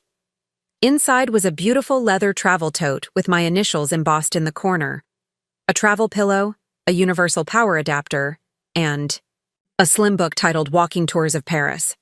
We wanted you to have everything you might need, Olivia said, watching my face anxiously. Sophie researched the best travel accessories and Marcus found the walking tour book. The tote is waterproof and has RFID blocking technology to protect. Your credit cards. And I picked the color, Lily added, because blue is your favorite. I was genuinely touched by the thoughtfulness of the gift, not just the items themselves, but the fact that each family member had contributed something meaningful. This is wonderful, I said, running my hand over the soft leather of the tote. Thank you all so much. There's one more thing, James said, reaching into his pocket and pulling out a small box. This is something a bit more practical. Inside, the box was a smartphone, newer and sleeker than my aging flip phone. It's international, James explained. We've already set it up with all our numbers, plus apps for translation, maps, currency conversion, and emergency assistance. The plan includes data and texting while you're in France, so you can stay in touch and share photos. We thought maybe we could FaceTime sometimes, Marcus added hopefully. So we can see Paris too, through your eyes. I stared at the phone, conflicted. On one hand, the gift was incredibly thoughtful and useful. On the other, it felt slightly controlling. A way to keep tabs on me, to make sure I wasn't straying too far from their oversight. That's very generous, I said finally, choosing my words with care. And it will certainly be helpful to have a better phone for the trip. You don't seem thrilled, Sophie observed, ever direct. I looked at her, then at each family member in turn. I appreciate the gift very much, but I wonder if it comes with expectations I'm not prepared to meet. I'm going to Paris to experience something new, something that's just for me. I won't be checking in constantly or sending daily updates. We wouldn't expect that, Olivia said quickly. Too quickly. Wouldn't you? I asked gently. Isn't that partly why you chose this particular gift? So you could be sure I was safe, so you could reach me whenever you wanted? Olivia flushed. Is that so wrong? To want to know you're okay? No, I acknowledged. It's not wrong, But it is a continuation of old patterns. You see me as someone who needs protecting, monitoring. I see myself as someone embarking on an adventure that's mine alone. An uncomfortable silence fell over the table. Look, I continued, softening my tone. I truly do appreciate the phone, and I promise I'll check in regularly and share highlights from my trip. But I need you all to understand that this journey is part of a bigger change in my life. I'm rediscovering who I am outside of my role as mother and grandmother.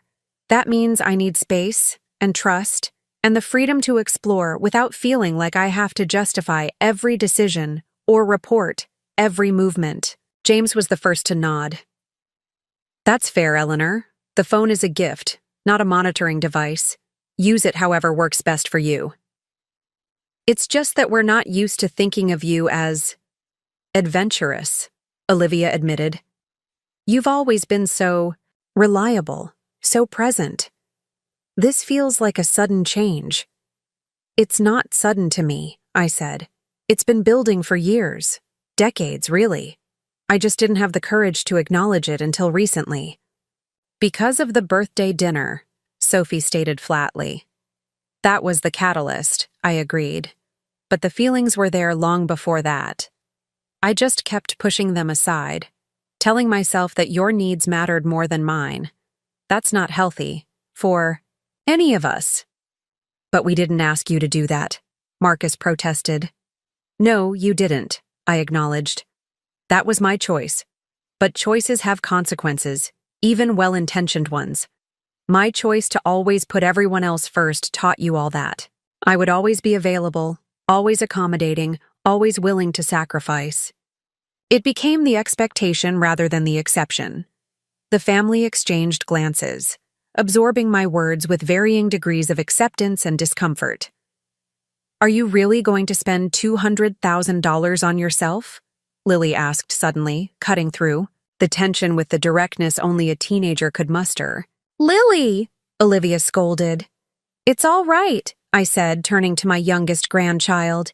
Yes, Lily, I am going to use some of the money I saved for travel and home improvements.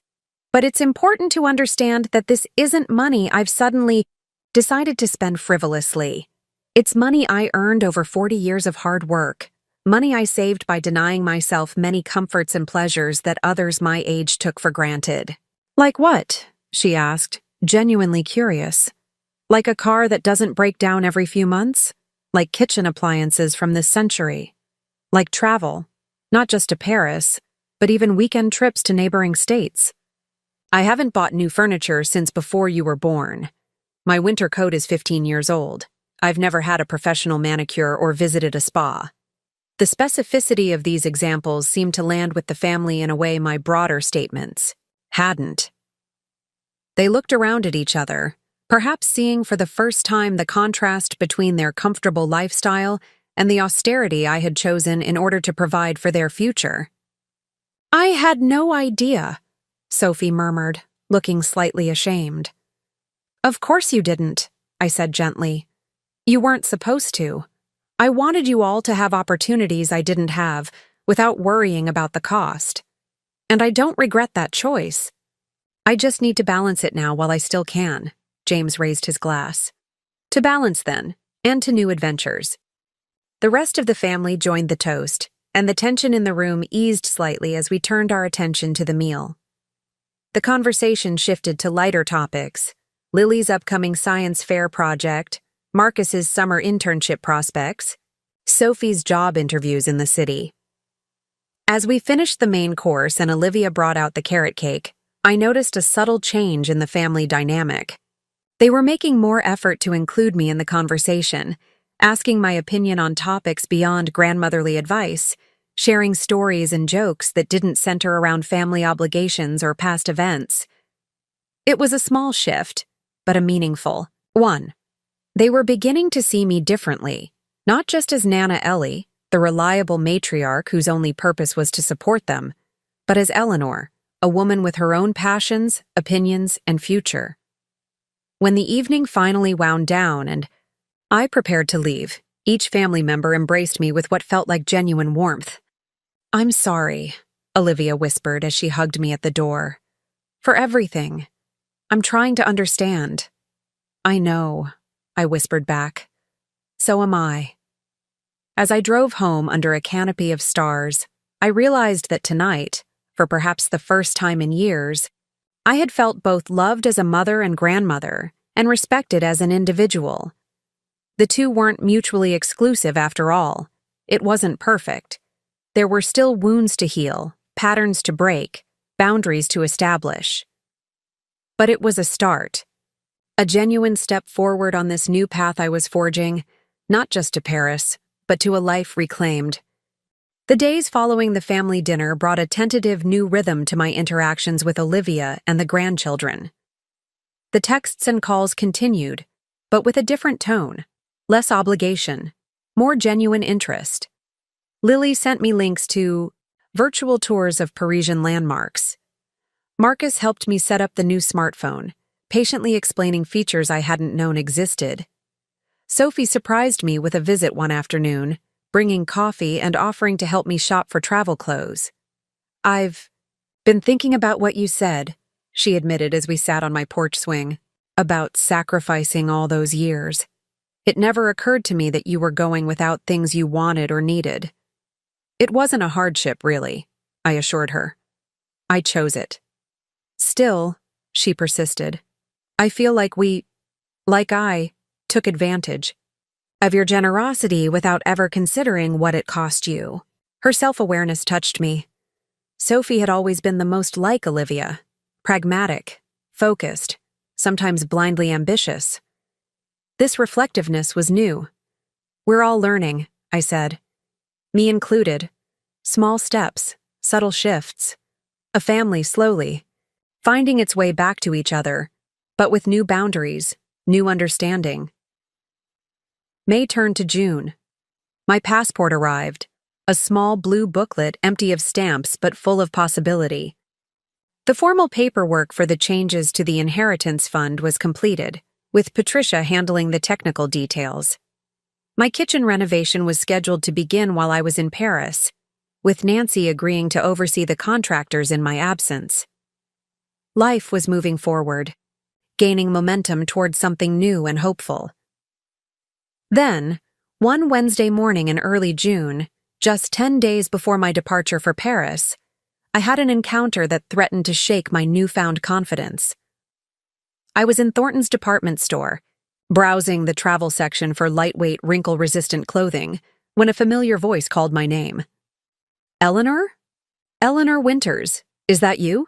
I turned to find Catherine Weber, now Catherine Smith, standing a few feet away, elegant in a cream linen suit, her silver blonde hair swept into a chic updo. Even at 65, she was striking, with the kind of confident beauty that comes from a lifetime of being admired. Catherine, I acknowledged, my voice cooler than the store's air conditioning. We hadn't spoken directly in 20 years. I thought that was you, she said, stepping closer with a bright smile that didn't reach her eyes. Robert said you still lived in town, but our paths haven't crossed until now.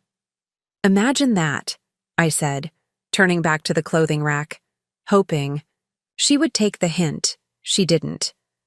I understand congratulations are in order, she continued.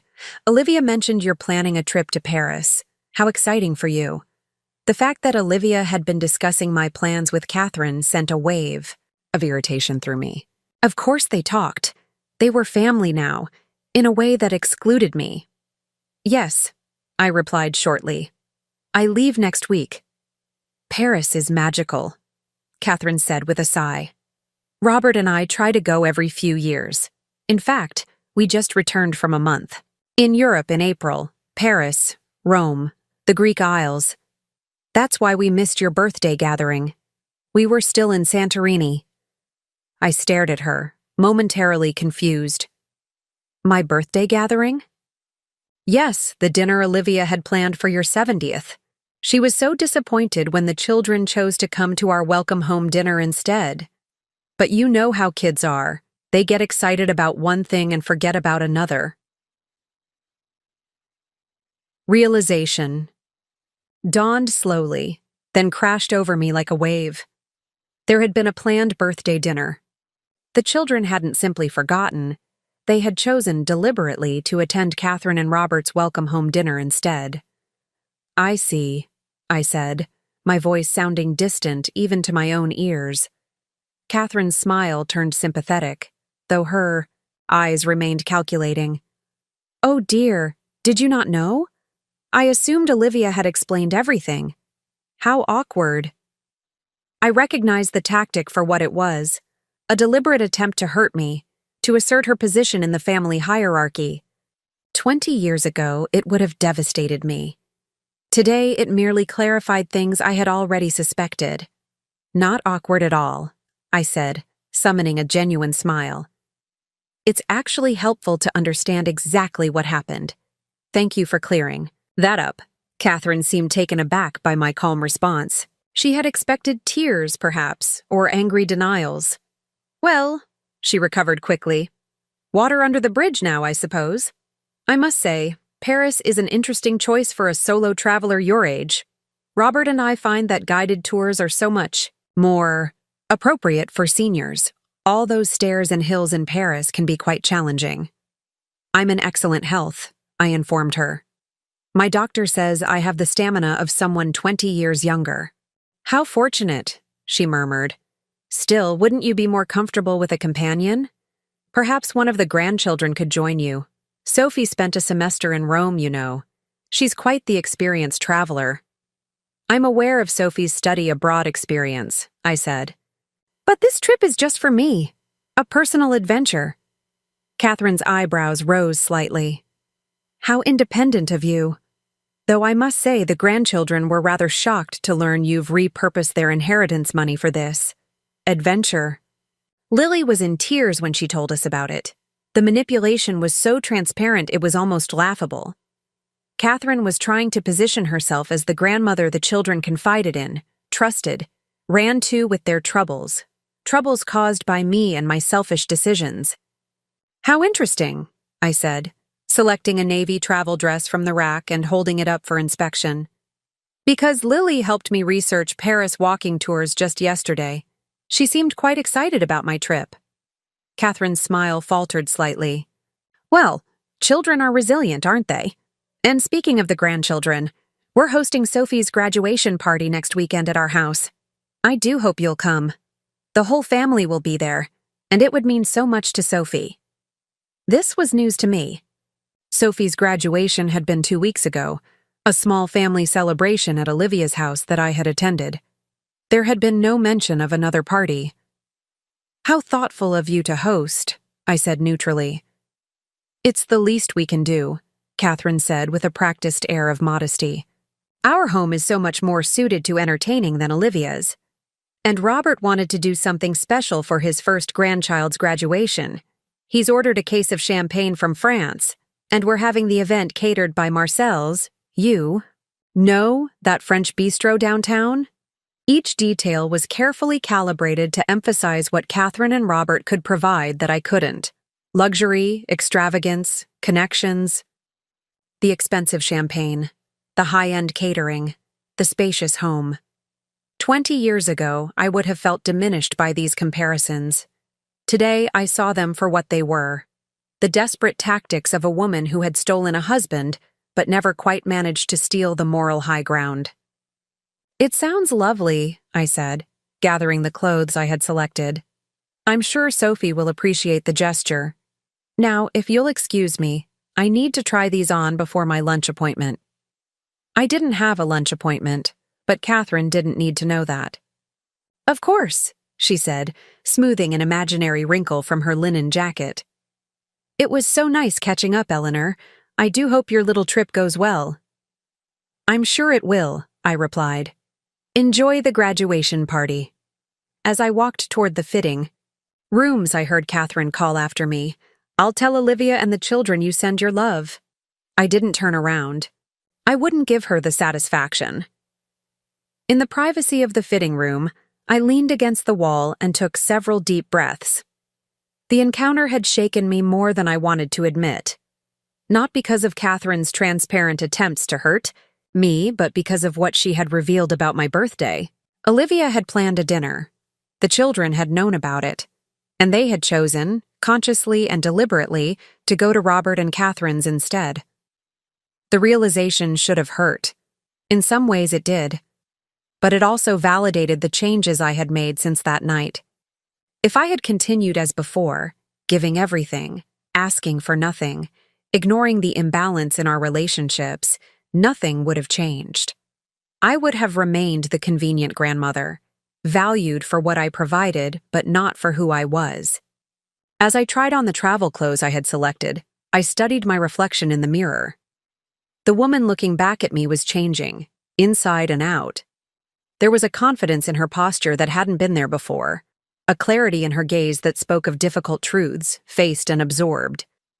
I purchased the clothes without guilt: a travel dress, 2 pairs of lightweight pants, 3 wrinkle-resistant tops, a cardigan for cool evenings, a packable rain jacket, a small fortune by my old standards, a reasonable investment by my new ones.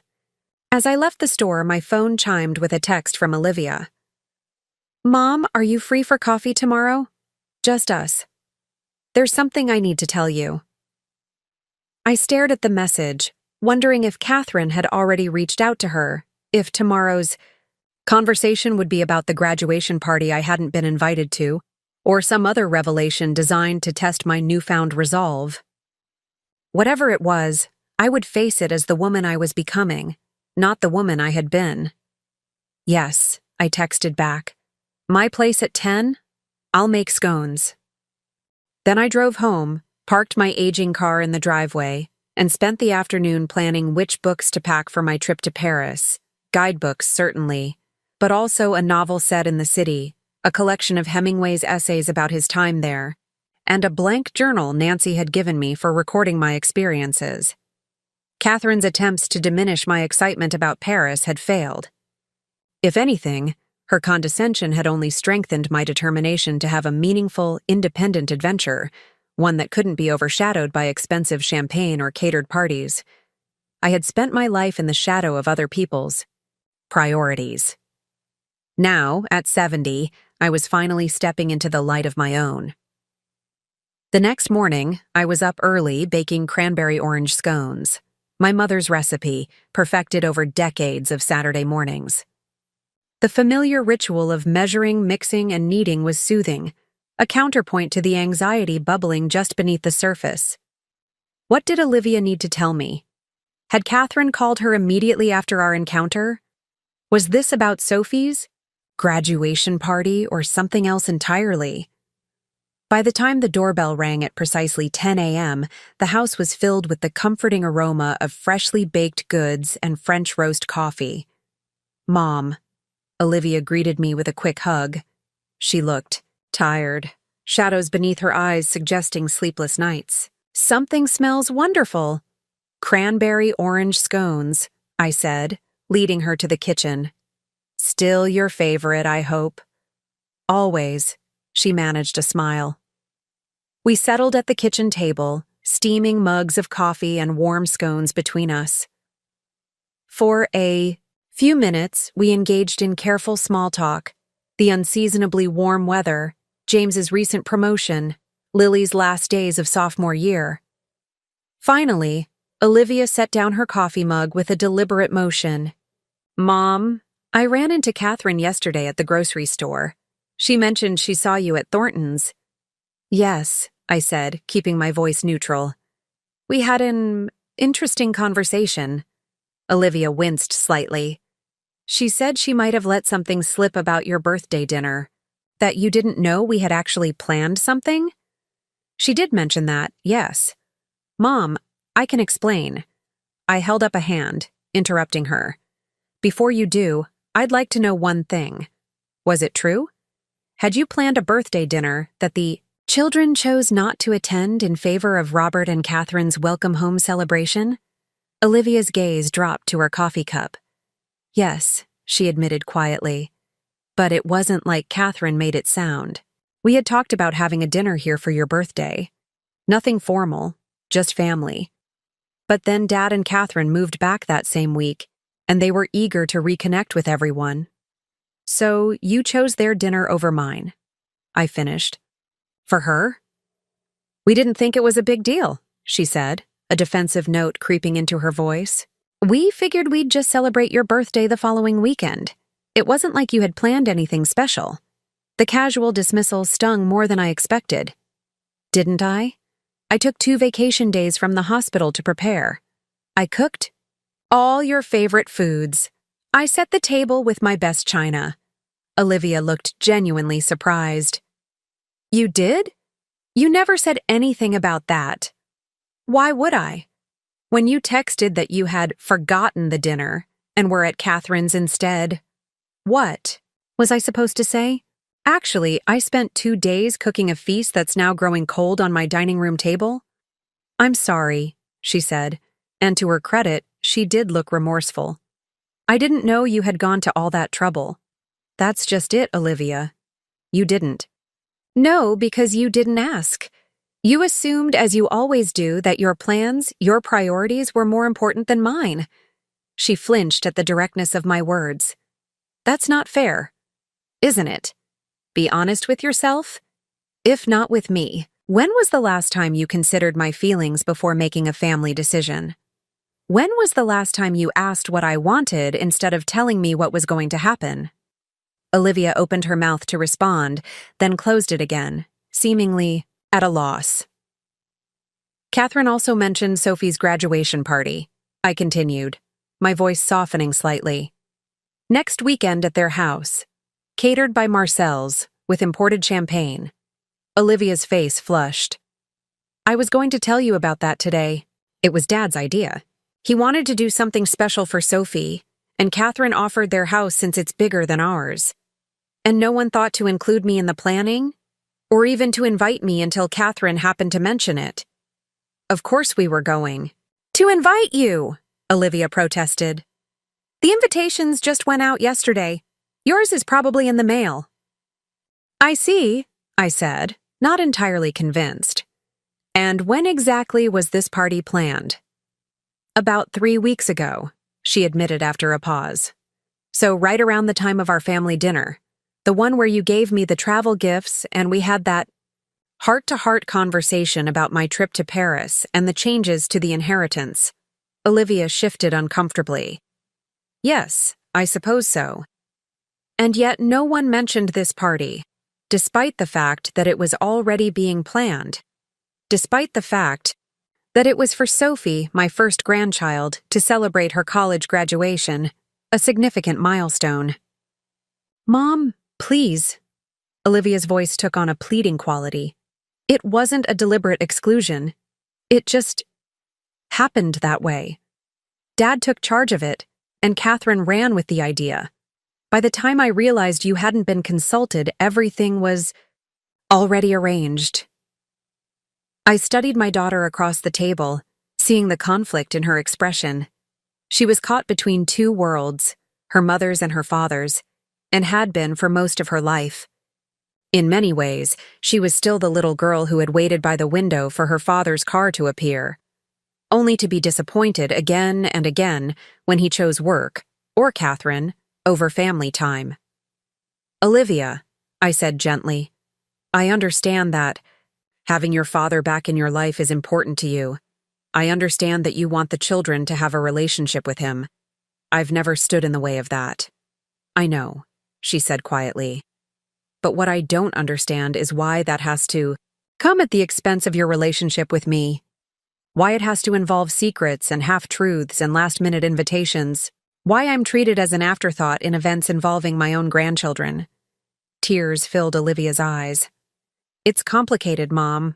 Dad is persuasive, and Catherine is always so eager to host things, to be at the center of family events. They're both so confident about what they want. You've always been more flexible, more willing to adjust. And that flexibility has been taken for granted, I pointed out. For years, she nodded, a tear spilling down her cheek. Yes, I think maybe it has. We sat in silence for a moment, the truth of her admission hanging between us. I'm not asking you to choose between us, Olivia, I said finally. I would never put you in that position. But I am asking you to be honest with me and to think about how your actions and inactions affect me. I'm trying, she said, her voice thick with emotion. But I don't know how to balance everyone's expectations. Dad wants more time with the kids. Catherine wants to be the perfect grandmother. You want to be respected as more than just a grandmother. And I'm caught in the middle, trying to keep everyone happy. Perhaps that's the problem, I suggested. You're not responsible for everyone's happiness. You're only responsible for your own integrity and the way you treat others. The rest is up to them. She managed a watery smile. When did you get so wise, Mom? I've always been wise, I said with a small smile of my own. You just haven't been listening. Olivia laughed despite her tears, and the tension between us eased slightly. So, she said, reaching for another scone, will you come to Sophie's party? It would mean a lot to her. And to me. I considered the invitation. My instinct was to refuse, to protect myself from the inevitable comparisons, from Catherine's subtle barbs, from Robert's presence after so many years. But that would only punish Sophie, who was caught in the middle of adult complexities she hadn't created. Yes, I decided. I'll be there, but I'll be coming as Eleanor, a woman with her own identity and her own value. Not just as Nana Ellie, the reliable background character in everyone else's story. I understand, Olivia said, and for perhaps the first time I believed she truly did. As she prepared to leave an hour later, Olivia hesitated at the door. There's one more thing I should tell you, Mom, about the graduation party. My stomach tightened. What is it? Dad? She paused, clearly uncomfortable. Dad is planning to give Sophie a car, a new Audi convertible. It's already purchased, just waiting to be presented at the party. The extravagance of the gift was breathtaking. A new luxury car for a 22-year-old recent graduate who hadn't yet secured a full-time job. It was exactly the kind of grand gesture Robert had always favored. Impressive, public, and ultimately designed to create an obligation that could never quite be repaid. I see, I said, working to keep my voice steady. That's very generous of him. I wanted you to know beforehand, Olivia explained, so you wouldn't be surprised at the party, and so you'd understand why Sophie might seem overwhelmed by his gift. What she meant, of course, was that Sophie's reaction to her grandfather's lavish present might overshadow her appreciation for whatever more modest gift I might bring. She was trying, in her way, to protect my feelings. Thank you for telling me, I said sincerely. I appreciate the consideration. After Olivia left, I sat on my porch swing, processing our conversation. The revelations about my birthday dinner were painful, but not entirely surprising. The graduation, party dynamics were more complicated, a minefield of family politics, competing grandparents, and materialistic displays of affection. How would I navigate that event? What gift could I possibly bring that wouldn't seem pitiful in comparison to a luxury convertible? As I pondered these questions, my phone chimed with a text from Sophie. Nana, are you coming to the party next Saturday? It won't be the same without you. The simple message touched me. Whatever Sophie's reaction might be to Robert's extravagant gift, she still wanted my presence. That mattered. I'll be there, I texted back. Wild horses couldn't keep me away from celebrating your achievement. Her response came quickly. Great. Can you come early to help me get ready? Mom's going to be busy with the caterers and I could use your calm presence. Plus, I have some questions about Paris. Thinking maybe I might visit you there for a weekend if you're open to it? I stared at the message, warmth blooming in my chest. Sophie wanted my help, my presence, my advice. And she was considering joining me in Paris, not to monitor me or take over my trip, but to share in the experience, perhaps to see me in this new light, this new life I was creating. I would love that, I replied. Both helping you get ready and having you visit Paris. We can talk details when I see you. As I set the phone down, I realized something important. I didn't need to compete with Robert's extravagant gift. Sophie wasn't asking me for material things. She was asking for my time, my wisdom, my companionship. Those were gifts Robert, for all his wealth and grand gestures, had never consistently provided. The thought was freeing. I didn't need to measure my worth as a grandparent by the price tag of my gifts. I had something far more valuable to offer. A lifetime of love, shown not through flashy displays but through steady presence, through thousands of small moments of care and attention. With that realization, I knew exactly what to give Sophie for her graduation. Not something that would compete with Robert's Audi, but something that would complement the journey she was beginning. That afternoon, I drove to Harrison's Jewelry, a family-owned shop downtown that had been in business since before I was born. The bell above the door jingled softly as I entered, and Mr. Harrison himself greeted me from behind the counter. "Eleanor Winters," he smiled warmly. "I haven't seen you in ages. What brings you in today?" "I need a gift for my granddaughters. Graduation," I explained. "Something special, but not extravagant. Something meaningful." "I see." He nodded thoughtfully. "Tell me about your granddaughter."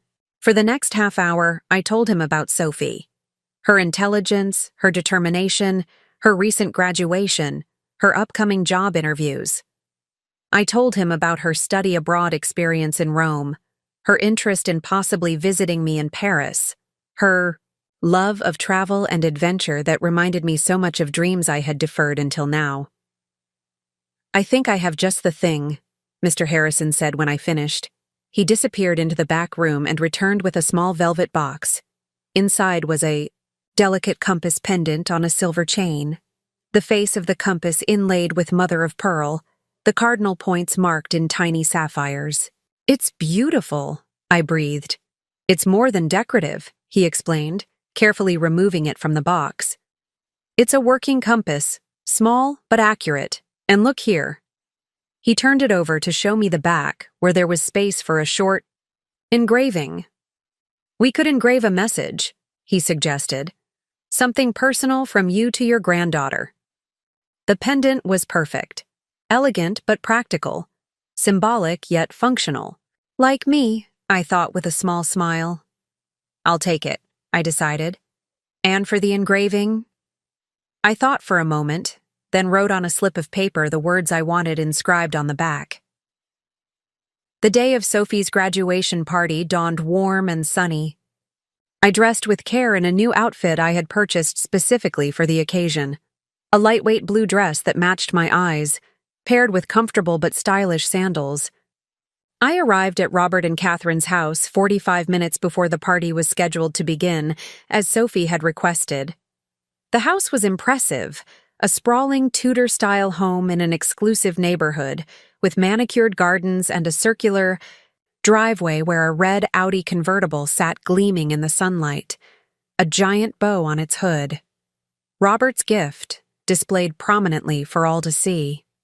I took a deep breath, tucked Sophie's gift into my purse, and rang the doorbell. To my surprise, it was Robert who answered, and the shock of seeing him after so many years momentarily robbed me of speech. He had aged, of course.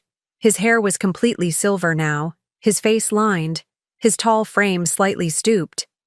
But his eyes were the same deep blue that Olivia had inherited, the same eyes that now studied me with a mixture of wariness and something else I couldn't quite identify. "Eleanor," he said, his voice gruffer than I remembered. "You're early." "Sophie asked me to come help her get ready," I explained, finding my voice. "Ah." He stepped aside to let me enter. "She's upstairs, second door on the right." I nodded, moving past him into the foyer. The house was exactly as I would have expected. Expensively furnished, impeccably decorated, designed to impress rather than welcome. "Eleanor," he called as I reached the stairs. I turned back to face him. "You look well," he said awkwardly. "Very well, actually." "Thank you," I replied. So do you. It was a lie, but a polite one. Up close, Robert looked tired, strained. The confident man who had once broken my heart seemed dimmed somehow, less substantial than the monster my memory had created. Before either of us could say more, Catherine appeared from what I assumed was the kitchen, wearing an apron over a designer dress, her face lighting with a hostess's practiced smile. "Eleanor, you're early. We weren't expecting guests for another hour at least." Sophie asked her to come help her get ready, Robert explained. Catherine's smile faltered slightly. "Did she? How thoughtful. Well, you know where to find her. I need to get back to supervising the caterers." She disappeared as quickly as she had appeared, leaving an uncomfortable silence in her wake. "I should go up," I said, gesturing to the stairs. Robert nodded. "Yes, of course." I found Sophie in a guest bedroom, surrounded by dresses laid out on the bed, her hair wrapped in a towel. Her expression one of mild panic. "Nana," she exclaimed when she saw me. "Thank goodness you're here. I can't decide what to wear, and my hair is being impossible, and I'm so nervous about all these people coming to celebrate me when I don't even have a job lined up yet." "Take a deep breath," I advised, closing the door behind me. "One thing at a time. Let's start with the dress." For the next half hour, I helped Sophie select an outfit. The emerald green dress that complemented her coloring, style her hair, loose waves that framed her face beautifully, and apply minimal makeup that enhanced her natural beauty. As we worked, she peppered me with questions about Paris, what I planned to see, where I would stay, what I hoped to experience. "I've been researching airfares," she admitted as I helped her with a necklace clasp. "There are some really cheap flights. If I'm flexible with dates, I could come for 3 or 4 days toward the end of your trip if that works for you." "I would love that," I said sincerely. "We could visit the museums together, have dinner at a sidewalk cafe, maybe take a boat tour on the Seine." "That sounds amazing," she smiled, "and a lot more meaningful than some graduation party where half the guests are Dad's business associates who barely know me." I raised an eyebrow. "Your grandfather invited his colleagues?" Sophie rolled her eyes.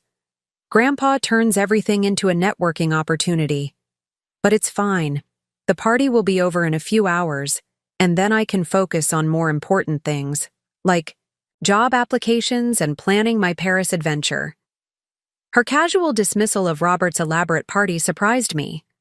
I had assumed she would be thrilled by the extravagance, impressed by the expensive car waiting in the driveway. Instead, she seemed almost embarrassed by it all. "You don't seem very excited about your gift," I observed carefully. "The Audi is quite something," she sighed, turning to face me directly. "Can I be honest, Nana? It's too much.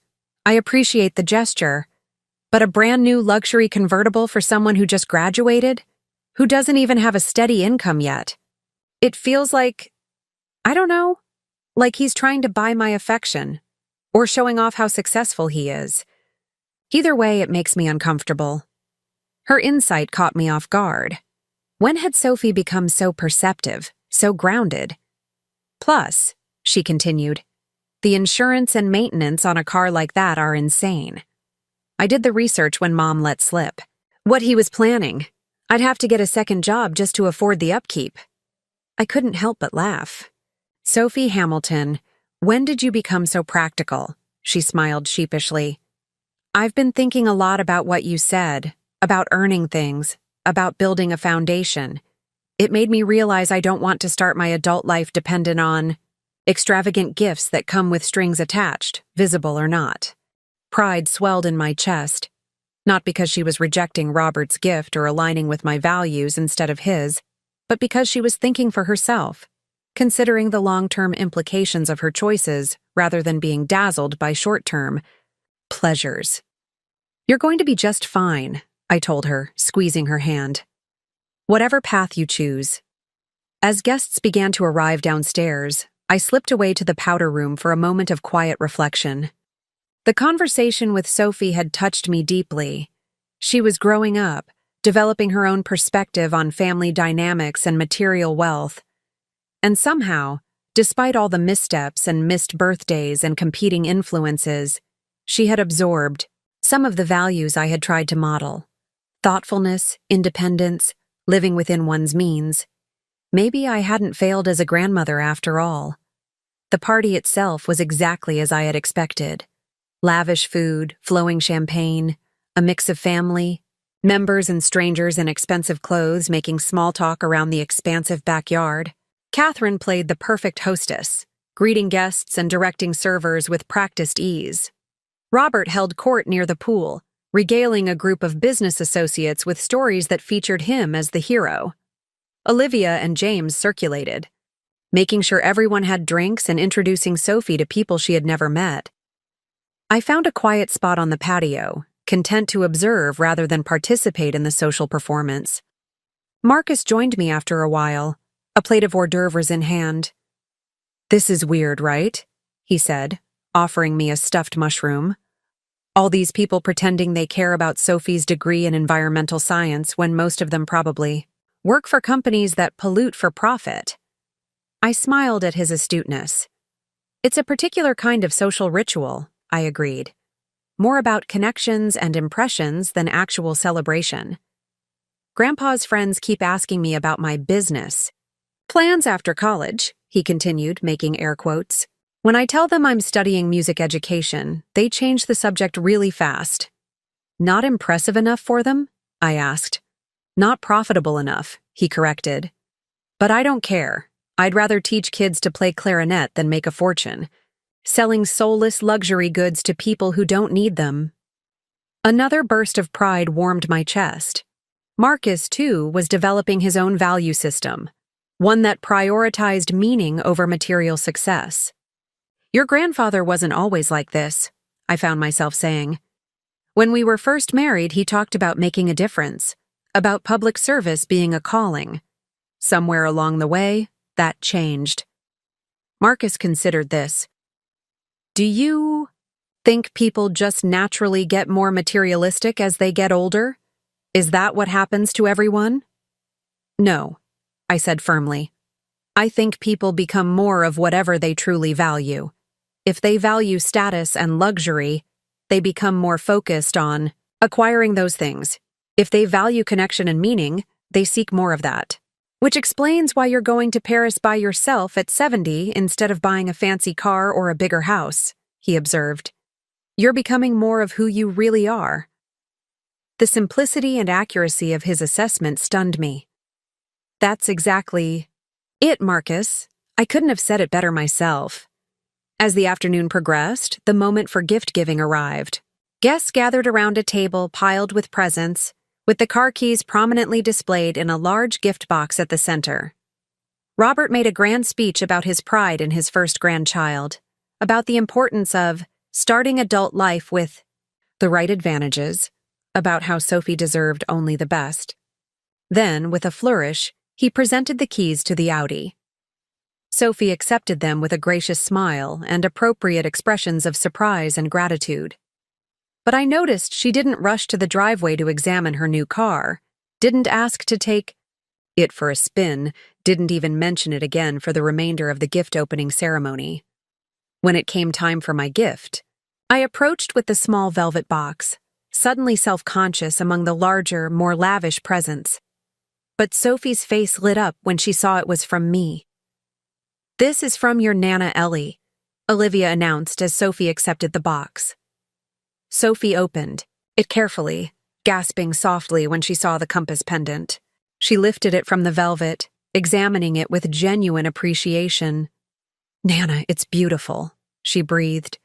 Then she turned it over and read the engraving I had chosen. "Find your true north." "Love," Nana, tears filled her eyes. Without hesitation, she removed the necklace she was wearing and asked me to help her put on the compass instead. As I fastened the clasp, she whispered, "This is the most perfect gift. Thank you." In that moment, standing amid the opulence of Robert and Catherine's backyard, surrounded by expensive gifts and catered luxury, I felt a victory sweeter than any I could have imagined. Not because my gift had outshone Robert's, it hadn't by any material measure, but because it had resonated with Sophie in a way his hadn't. Because she had recognized and valued the meaning behind it. Because perhaps for the first time, I had given not from obligation or tradition or duty, but from a genuine understanding of who Sophie was and who she was becoming. As the party wound down and guests began to depart, I prepared to leave as well. Catherine intercepted me at the door, her hostess smile firmly in place. "Leaving so soon, Eleanor? The caterers are just bringing out the dessert station." "I need to finish packing for Paris," I explained. "My flight is in 3 days." "Of course." She nodded. "Your little adventure. Well, I hope it lives up to your expectations." "I'm sure it will," I replied serenely. "Just as I'm sure Sophie will treasure her graduation memories." Catherine's smile tightened almost imperceptibly. "Yes. Robert's gift was quite something, wasn't it?" Sophie seemed pleased. "Sophie is gracious," I corrected gently, "and she values thoughtfulness over extravagance, something I've always admired about her." Before Catherine could respond, Sophie herself appeared, still wearing my compass pendant. "Nana, are you leaving? Let me walk you to your car." Outside, away from the party and the pretense, Sophie hugged me tightly. "Thank you for coming today. And for the compass. It means more to me than I can say." "I'm glad," I said, returning her embrace. "Remember, it's not just decorative, it actually works." "I know," she smiled. "I already tested it. North is that way." She pointed confidently. "And Paris is that way," I added, pointing east. "Just a short plane ride away." "I can't wait," she said. "I'll book my ticket this week if that's still okay." "More than okay," I assured her. "It would make my trip complete to share part of it with you." As I drove home, the afternoon's events replayed in my mind. The contrast between Robert's ostentatious display and Sophie's genuine appreciation for my simple gift. The evidence that both Sophie and Marcus were developing values that aligned more with quality of experience than quantity of possessions. The realization that my legacy wouldn't be measured in dollars or material goods, but in the values and perspectives I had helped to shape. 3 days later, I boarded a plane to Paris, my heart full of hope, and my mind open to whatever adventures awaited. In my carry-on bag was a leather-bound journal, a pen that could write upside down, a small pouch of euros from Nancy, and a new awareness that the most valuable gifts I had to give, and to receive, were not things at all, but experiences, wisdom and genuine connection. Paris awaited. And beyond that, a life reclaimed. Paris exceeded every expectation. From the moment I stepped out of Charles de Gaulle Airport into the waiting transfer car, a sense of possibility enveloped me, a feeling I hadn't experienced since I was young. Hotel in Saint-Germain-des-Prés was everything Helen at the travel agency had promised. Charming, centrally located, with a tiny balcony overlooking a bustling street lined with cafes and bookshops. The room was small by American standards, but perfectly appointed, with crisp linens, a modern bathroom, and windows that opened to let in the sounds and scents of Paris. Those first few days were a revelation. I wandered the streets with a map in hand, discovering hidden courtyards, centuries-old churches, and tiny shops selling everything from handmade chocolates to antique books. I visited the Louvre with a small tour group, standing in awe before the Mona Lisa and the Winged Victory. I spent an entire afternoon in the Musée d'Orsay, moving slowly from one impressionist masterpiece to another, tears sometimes filling, my eyes at the beauty captured on canvas. Each evening, I dined at a different cafe, ordering in my rudimentary French, delighting in the ritual of a leisurely meal accompanied by a glass of wine and followed by espresso. Sometimes I brought a book, but more often I simply watched the parade of humanity passing by. Couples strolling hand in hand, families herding excited children, groups of friends laughing over shared bottles of wine. I wasn't lonely, as Olivia had feared I would be. Instead, I was peacefully solitary, present with myself in a way I hadn't been for decades. Each night I wrote in the journal Nancy had given me, recording not just what I had seen and done, but how I felt. The emotions that surfaced as I navigated this new territory, both geographical and personal. I wrote about the unexpected lightness. I felt moving through the world as just Eleanor, without the weight of others' expectations. I wrote about the small triumphs of successfully ordering a meal, or finding my way back to the hotel using the metro. I wrote about the gradual uncurling of something long dormant inside me, curiosity, joy, a sense of adventure. I sent photos to the family, the Eiffel Tower sparkling at night, a perfect croissant at my favorite cafe, a street musician playing accordion beside the Seine. Their responses varied, enthusiastic emoji-filled texts. From Lily, thoughtful questions from Marcus, practical advice from Olivia about avoiding tourist scams. From Sophie, increasingly excited messages about her upcoming visit at the end of my second week. On day 10, I received an unexpected text. From Robert. Catherine showed me your Paris photos that Olivia shared. The city suits you. Always did, even in your mind. The message was cryptic, referencing conversations long forgotten, dreams once shared in the early days of our marriage. I didn't respond, but I found myself wondering if Robert, too, was reassessing the past, reconsidering choices made and paths not taken. As I prepared for Sophie's arrival, I realized that Paris had given me more than beautiful sights and delicious foods. It had given me perspective on my life, my relationships, my own worth. The Eleanor who had arrived in Paris was not the same Eleanor who would welcome Sophie at the airport. I was stronger now, more certain, more myself. And that was the greatest gift of all. Sophie arrived on a Thursday afternoon, her face flushed with excitement as she emerged from the arrivals gate at Charles de Gaulle. She spotted me immediately, waving enthusiastically and rushing over for a hug that nearly knocked me off my feet. "Nana, you look amazing," she exclaimed, stepping back to examine me. "There's something different about you." "It's Paris," I laughed. "It has a way of transforming people." We took the train into the city, Sophie chattering about her flight, her job interviews, and her first impressions of France. I had booked her a room at my hotel, just 2 doors down from mine. Close enough for convenience, but allowing us both privacy and independence.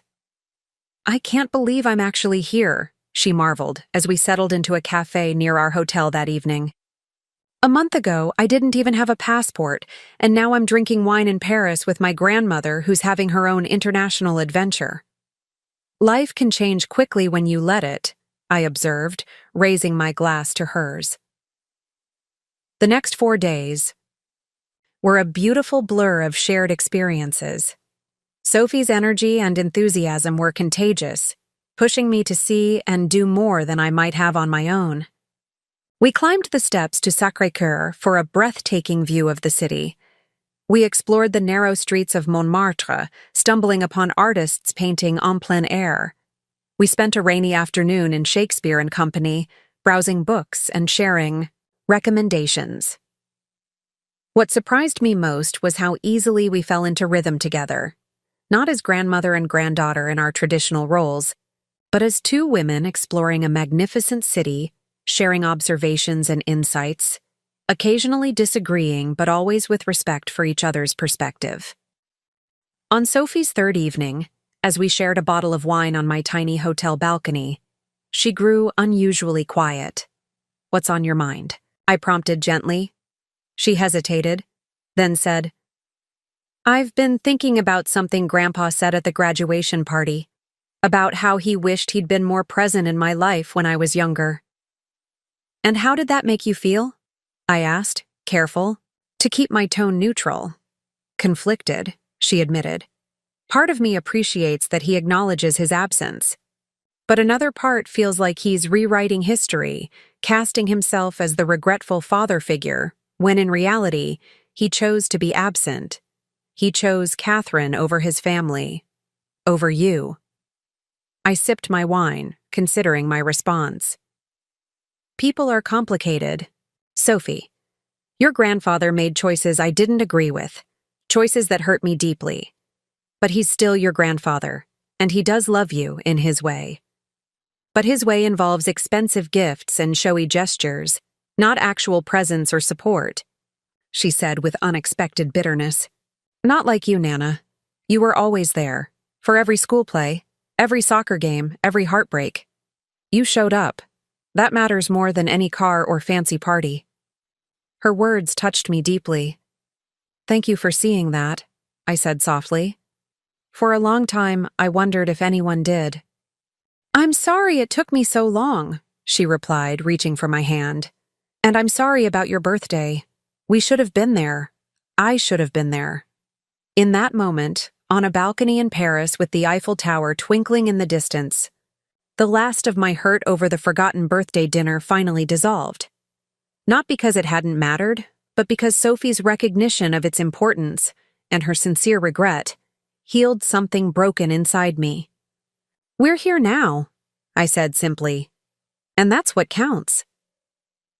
On her final morning in Paris, Sophie presented me with a small, beautifully wrapped package.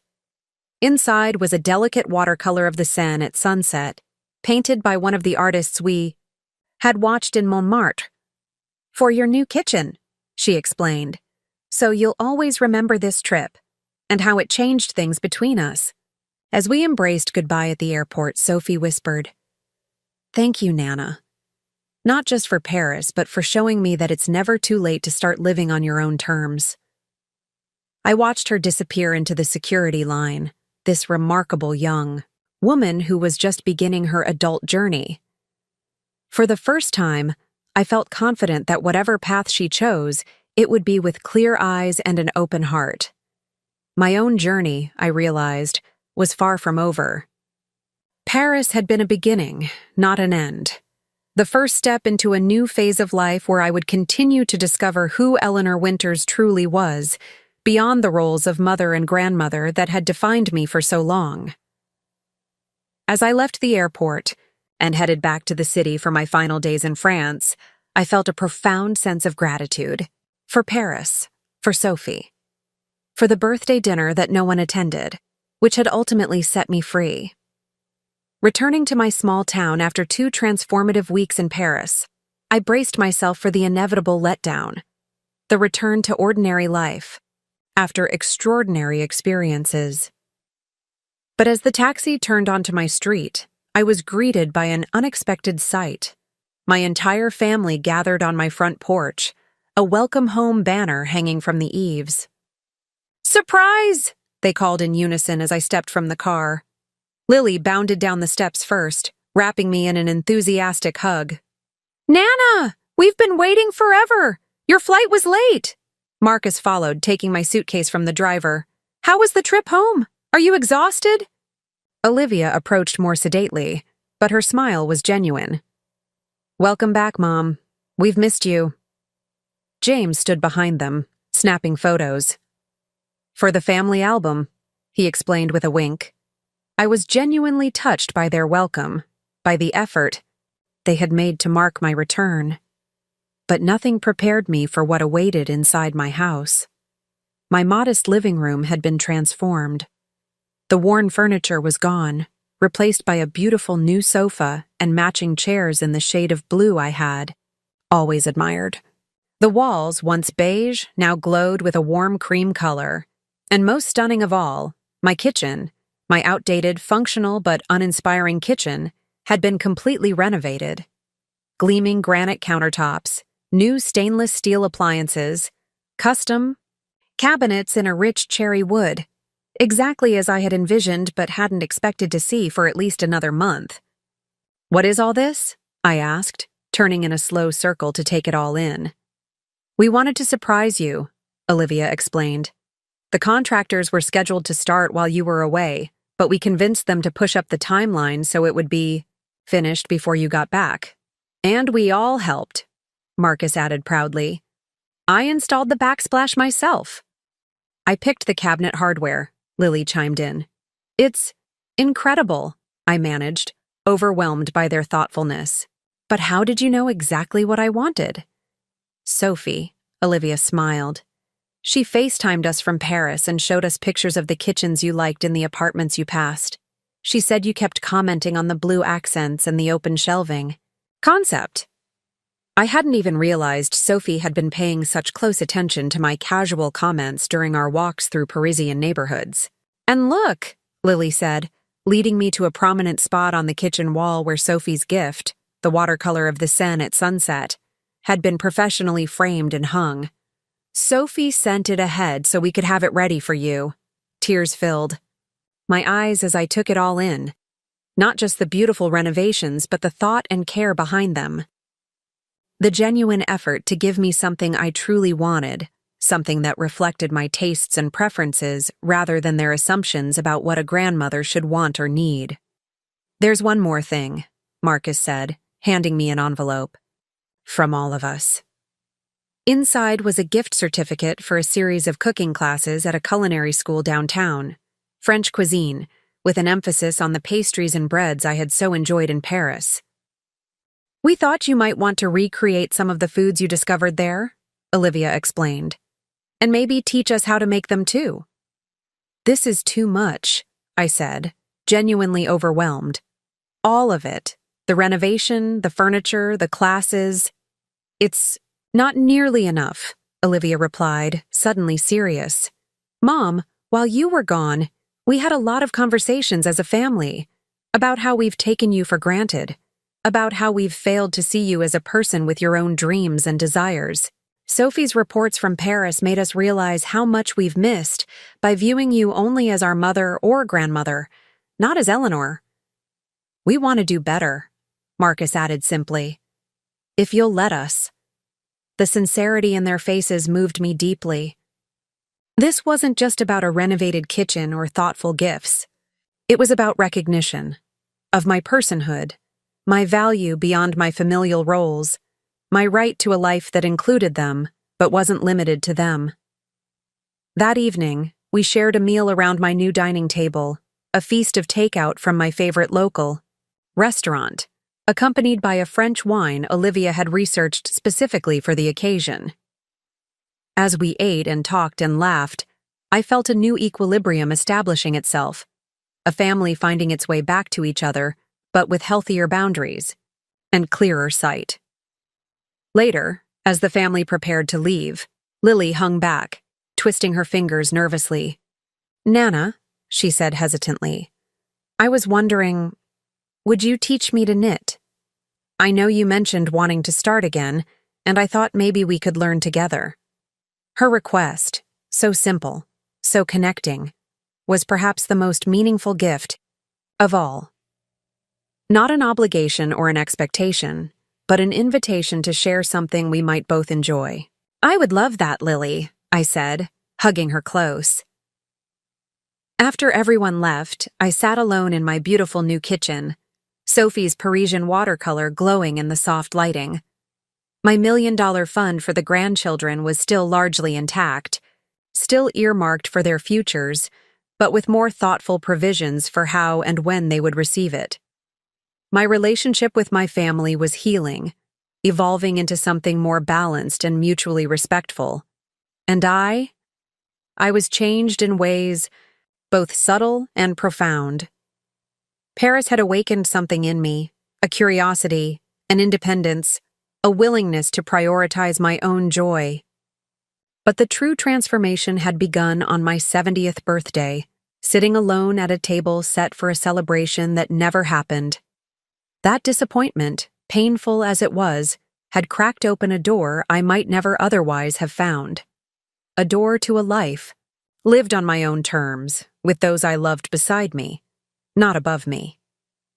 As I unpacked my suitcase that night, I carefully removed the journal Nancy had given me, now filled with observations and insights from my time in Paris. On the final page, I had written a quote from a book I'd found in Shakespeare and Company. It's never too late to be what you might have been. I smiled, running my fingers over the words. If my 70th year had taught me anything, It was the profound truth of that statement. The grandchildren who had ditched me on my birthday had inadvertently given me the greatest gift of all, the courage to become, finally and fully, myself. Up next, you've got 2 more standout stories right on your screen. If this one hit the mark, you won't want to pass these up. Just click and check them out. And don't forget to subscribe and turn on the notification bell so you don't miss any upload from us.